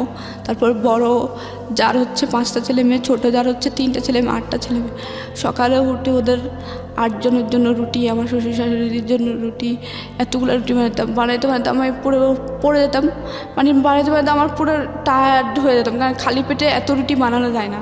সকালে ঘুম থেকে সেই ভোরবেলা উঠেই এত কাজ করার পরে যখন একটু খাওয়ার টাইম হতো, তখন আমি খাবো সবার লাস্টে। তখন বলতো যে কেউ যদি এসে জিজ্ঞেস করতো যে বউ যে সকাল থেকে, ধর নতুন বউ অনেকে দেখতে আসতো, তখন বলতো যে কি বউ সকাল থেকে কাজ করতেছে, নাস্তা খাইছো? তো আমার শাশুড়ি বলতো যে সকাল থেকে এখনো কোনো কাজে হয় নাই, কাজ না করলে কি খিদা লাগে? সকাল থেকে উঠে ঘর ঝাড়ু দেওয়া, উঠান ঝাড়ু দেওয়া, গ্রামের পরিবেশ। তারপরে হচ্ছে প্লেট বাটি হাঁড়ি পাতিল এগুলো ধোয়া। তারপরে হচ্ছে সকালের যে ফ্রেশ পানি থেকে পানি উঠানো পুকুর থেকে। তারপরে হচ্ছে রুটি বানানো, না তারপরে ভাজি টাজি বানানো। এরপরে আমার শাশুড়ি বলতে যে সকাল থেকে এখনও কোনো কাজে হয় নাই, কাজ না করলে কি খিদা লাগে? এখনও খাওয়ার সময় হয় নাই। আমার ওই জিনিসটা খারাপও লাগতো, আবার হাসিও পেতাম যে লাইক জোক, আর যে কাজ না করলে নাকি খিদা লাগে না। তারপরে হচ্ছে সকাল থেকে এত কাজ হয়েছে, তারপর বলতেছি না এত খাওয়ার এত পরিমাণ কষ্ট দিয়েছে। ছোট্ট একটা রুটি উনি দিতে, রুটিটা ভাগ করে অর্ধেকটা দিতে আমার খুব খারাপ লাগে। কারণ যখন অনেক বেশি পরিশ্রম হয় তখন খাবারটা ডিপেন্ড করে, খাবারটা অনেক তাড়াতাড়ি একটু তাড়াতাড়ি খিদা লাগে, কিন্তু খাবারটা দিতাম টাইম মতোই খাইতে বলতাম। আমার না দেওয়া ছাড়া আমার একটা ছোটোবেলা থেকে অভ্যাস যে আমাকে কেউ বেড়ে না দিলে আমি নিজের হাত দিয়ে কোনো খাবার নিয়ে খাই না। তখন আমি নিজে থেকে আমার আম্মু শৃঙ্খলা শিখেছিল ওই বাড়িতে থাকা অবস্থায়। আমি বলতো যে কি তোমার ভাবি যখন বেড়ে দিবে তখন খাবা, বা আমি বেড়ে দিলে তারপরে খাবা, নিজের হাত দিয়ে খাবা না। তো ওই থেকে যখন জায়গার নাম ধরতে হয়, ঠিক এটাও কিন্তু একটা নাম হিসেবে ব্যবহার হয় যে আব্বা ওঠেন না, আব্বা খাবেন না, আব্বা আব্বা বলা লাগে, একবার আব্বা বললেই তো হয়। ও আমাকে সাথে সাথে ওই যে নারকেল গাছের যে গোদা থাকে এত মারা মারছে, ওরা যে কি আব্বা ডাকিস না, আবার বলে যে কি সব কথা বলা লাগে, তুই কি অনেক বেশি বুঝিস, এত মারা মারছে। এরপরে আমি পাটি বুনতে পারতাম, যে শীতল পাটি। তখন আমাকে হয়তো মাস শেষ হলে 2 দিনের জন্য বাড়িতে যেতে দিত আম্মুর কাছে। তো মাস শেষ হয়েছে, আমি বললাম যে কি বাড়িতে যাবো কালকে, যাবো কি? তো বলে যে কি আচ্ছা যাইস। তারপরে যখন আমার শাশুড়ি জিজ্ঞেস করলো তুমি কি পাটি বুনতে পারো? আমি বলছি হ্যাঁ পারি, কিন্তু এমনিতে কারো থেকে শিখি নাই। বড় আপু পারতো, কিন্তু বড় আপু কখনো আমার শিখেতো না, উনি আমার সামনে বানাতো না। এমনিতে আমি দেখে দেখে পারি, যে পাটি বানানো শেষ হয়ে গেছে, পাটিটা টানায় রাখছে, ওখান থেকে দেখে দেখে পারতাম, শিখে গেছি। ও বলার পরে সাথে সাথে ও পাটি বানার যে গাছ থাকে ওই গাছ কাটা শুরু করে দিয়েছে, যেন আমি বাড়িতে না যেতে পারি। তারপরে আমার বাড়িতে যেতে খুব বিয়ে করতো, কারণ এখানে আমি খুবই অত্যাচারিত ছিলাম, খুব মারতো। আর আমার শাশুড়ি খুব মিথ্যে কথা বলতো ওর কাছে। তারপরে পাটি বোনার গাছ কাটে, তারপরে আর যাওয়া হয় না বাড়িতে। তারপরে ওগুলো ছিলে টেলে শুকাই টুকে পাটি বানাতাম। একটা পাটি বানাইছিলাম 5 আছে 6টা, একটা বানাইছে, আরেকটা বানানো অর্ধেক অর্ধেকটা বানাইছি। বানানোর পরে ও আমার শাশুড়ির প্রতিনিয়ত মিথ্যে কথা বলে, ও এই জন্যই আমাকে ওর চিটাগং থাকা অবস্থায় আমার সাথে খারাপ ব্যবহার করতো। তারপরে একদিন সন্ধ্যার সময় পার্টি মধ্যেছি, পড়ার পরে মাগরিব আজান দিয়ে তো উঠে যেতাম যে আর নামাজ পড়তে হবে। তো মাগরিব আজান দিয়েছে, আমি উঠছি, তখনই ও ফোন দিয়েছে। ফোন দেওয়ার পরে তখন আমি ফোন রিসিভ করে কথা বললাম। তারপরে কথা বলে ও বলেছে কি মার কাছে দাও, তো আমি মার কাছে দিলাম। ওর আমার সাথে কথা বলছে। তো ও আমি অনেকক্ষণ তো মানে নিচে বসেছিলাম, মাটিতে বসেছিলাম তো পাথরে। এখন আমার কোমর ব্যথা করতেছে, একটু খাটে বসলাম, আমার শাশুড়ির খাটে। তো উনি নিচে বসে নামাজ পড়বে বলে বসে আছে তফসিরে। উনি নামাজের বিছনায় বলতেছে, তোর বউ এখনও পর্যন্ত একটা পাতি মানে বিছনার একটা পাতা গাঁথে নেই, মানে চিকন যে পাতা থাকে ওই পাতা একটাও গাঁথে নেই। ও সারাদিন একটা কাজও করে না, একটা পাতাও গাঁথে নেই। আমি মাত্র পাতা গেঁথে উঠলাম, মাত্র ও ফোন দেওয়ার পরে উঠলাম। মাগরিব আজান দিচ্ছে, এখন নামাজ পড়তে হবে, হাঁস মুরগি ঢুকাতে হবে, তারপর পানি টানি ঢুকাতে হবে, এজন্য। তো উনি এটা বলে তারপর বললো যে ও মানে ফোনে একটু ভলিউম বড় ছিল, শোনা যাচ্ছিলো যে ও কি বলতেছে। তারপর বলছে ও একটা কাজ করে না, কমপ্লেন করেছে আপনারা এগেইনস্টে? হ্যাঁ, কমপ্লেন করার পরে তারপরে উনি যখন ফোনটা খাটের উপরে রাখবো, নিচে বসে নাও শুতেছিল, নিচে থেকে ফোনটা উপরে রাখতে যে দেখে যে আমি খাটের উপরে বসে আছি। আমি কিছু মনে করি, আমি হাসতেছি ওনার দিকে তাকায় যে উনি মিথ্যে কথা বলতেছে। শাশুড়ি? হ্যাঁ, উনি আমাকে দেখে একটু ছোটো মতো খেয়ে যায় যে মিথ্যে বললো। নামাজের পার্টিতে বসে? নামাজের পার্টিতে বসে মিথ্যে বললো, একটু ছোটো মতো খেয়ে যায়। তখন দেখা যায় আমি ওনার দিকে তাকায় হাসতেছি। তখন আমি মানে কেন জানি খুব হাসি আসলো যে উনি নামাজের পার্টিতে বসে মিথ্যে কথা বলতেছে, তাও আমি মাত্র উঠলাম পার্টি বানায়। একটা 5 হাতে পার্টি বানতে অনেক সময় লাগে। পার্টিকে আপনারা বিক্রি করতেন?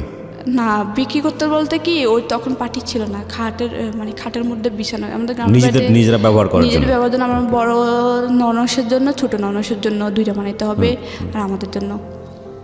তো তখন উনি মিথ্যা কথা বলার পরে আমি হাসলাম, উনি আমার দিকে তাকাই এবার হাসি দিল। হাসি দেওয়ার পরে তারপরে নামাজের পরে ও তো জানে আমি এখন নামাজ পড়বো, তা নামাজ পড়লাম, কাজটা শেষ করলাম। শেষ করার তারপরে ও ফোন দিছে। আবার ফোন দিয়ে বলে কি তুই নাকি একটা কাজও করিস না, মা বসে বসে পার্টি বানায়। তারপরে আমি বললাম তোমার মাকে চোখে দেখে পার্টি বনবে, এটা বললাম। তোমার তো চোখে দেখে না, পার্টি বনবে কীভাবে? তাহলে একটা পার্টি যে বোনা হয়েছে ওটা কে বনছে বলো তো? আর একটা পার্টি যে অর্ধেকটা বানাইছে, 3 হাত বানানো হয়েছে, তাহলে ওটা কে বানাইছে বলো তো? তখনই আমার শাশুড়ি এসে আমার ফোন আমার হাত থেকে নিয়ে যাবে, বলে যে কি এই সগলখোর দুইঞ্চা মানে যাতা বলতেছে। আমি বলছি সগলখোর কাকে বলে আপনি জানেন? সগলখোর তো আপনি করছেন, আমি করি নাই। আমি তোর কাছে কোনো মিথ্যে কথা বলি নাই, আপনি মিথ্যে কথা বলতেন। এখন ও মিথ্যেটা ও আপনি ওর কাছে মিথ্যে কথা বললেন, আমি তো আপনাকে এটা বলি যে আপনি মিথ্যে কথা কেন বললেন? আমি শুধু এটা বললাম যে পার্টিতে যদি আমি না বলি তাহলে পার্টি একটা বানানো হয়েছে, মানে 6 হাতে 5 হাতে পার্টি বনতে কি কম সময় লাগে? এই পার্টিটা বনেছে কে? আর এখন যে 3 হাতে একটা বানানো হয়েছে ওইটা বানাইছে কে? তারপরে আমি এইসব কিছু মনে করতাম না, জানতাম যে আমারই সংসার। আমাকে সবাই বলতো যে আমার সংসার তুমি, তোমার সংসার তুমি তো করবে। তো আমি বলতাম যে আমার সংসার আমি করি। তারপরে করতাম, কিন্তু আমার সব সময় একটা আফসোস থাকতো। আমি মাঝে মাঝে যদি ওর একটু মাইন্ড ভালো হতো তখন আমি বলতাম যে আমি পড়াশোনাটা করি, আমার ফার্স্ট ইয়ার ফাইনাল চলে আসছে, আমি কলেজে যাই, আমি পরীক্ষাটা দিই, সেকেন্ড ইয়ারে ভর্তি হব। ও বলতো যে কি না দরকার নেই, পড়াশোনা করা লাগবে না, পড়াশোনা করবা ছেলে মেয়ে হওয়ার পরে।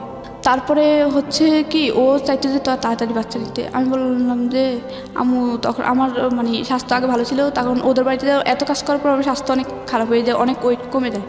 করে যাওয়ার পর আম্মু বলে যে কি ওরে বলে যে বাচ্চা কাচ্চা নিও না, নিশি এখন ছোটো তো, ওর এখন মানে স্বাস্থ্য অবস্থা খুব খারাপ, বাচ্চা কাচ্চা নিও না। তারপর বাচ্চা নেওয়ার চেষ্টা করে। তারপর ও সবসময় সন্দেহ করতো কি আমি না নিরুকে ফোন দিই, কিন্তু আমি নিরু কখনো ফোন দিতাম না। তারপরে হচ্ছে আমি চিন্তা করি যে এভাবে লাইফ চলে না, কারণ আমি মোটামুটি পড়াশোনা করছি। আমি চাই না যে অন্যদের মতো এরকম আমার লাইফটা কাটুক, যে সারা জীবন যন্ত্রণায়, ছোটো থেকে কিন্তু যন্ত্রণা ভোগ করে এসেছি, চাই না যেরকম। তারপরে আমি ফেসবুক, আমার ফোন দিয়ে ফেসবুকে ঢুকতাম, মাঝে মাঝে আমার আইডি ছিল। তো একটা আপুর সাথে যোগাযোগ, আপুরে বলার পরে আপু বলে যে কি তুমি চলে আসো, এভাবে লাইফ চাই না, তোমার সারা জীবন এভাবে কাটতে হবে।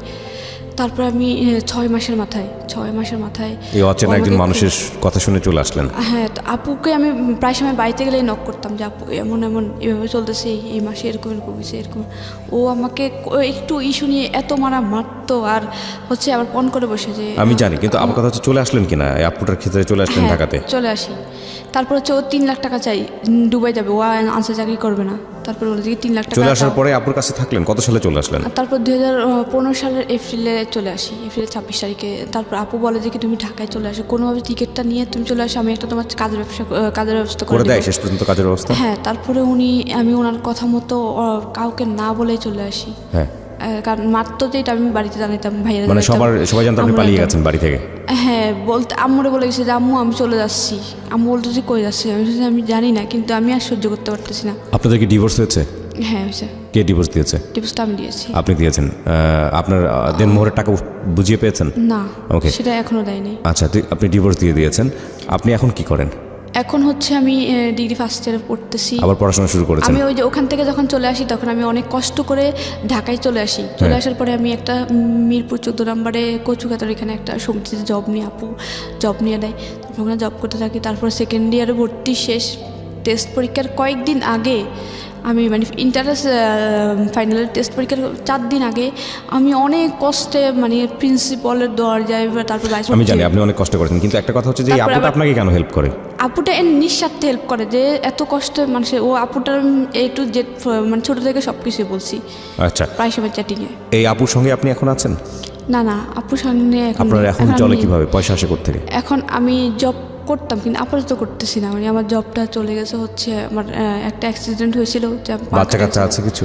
মানে আগে ঘরে বাচ্চা কাচ্চা হয় না? আমার 6 মাস সংসার ছিল, তখন আর বাচ্চা 6 মাসের সংসার? 2 মাসের একটা বাচ্চা কনসেপ্ট করে, কিন্তু অনেক বেশি কাজের প্রেশার, আমি একদম নষ্ট হয়ে যায়। পড়ে আপনার ভবিষ্যৎ পরিকল্পনা কি? আপনি কি করবেন? আমার ভবিষ্যৎ পরিকল্পনা হচ্ছে কি, আমি পড়াশোনাটা এখন কন্টিনিউ করতেছি। তারপর হচ্ছে কি আমার কষ্ট, আমি এখন নিজে নিজে বিয়ে করতে জানি, যদি আমি এখন চাকরিটা করতেছি না, চাকরি খুঁজতেছি, পড়াশোনাটা কমপ্লিট করবো, মাস্টার্স কমপ্লিট করবো।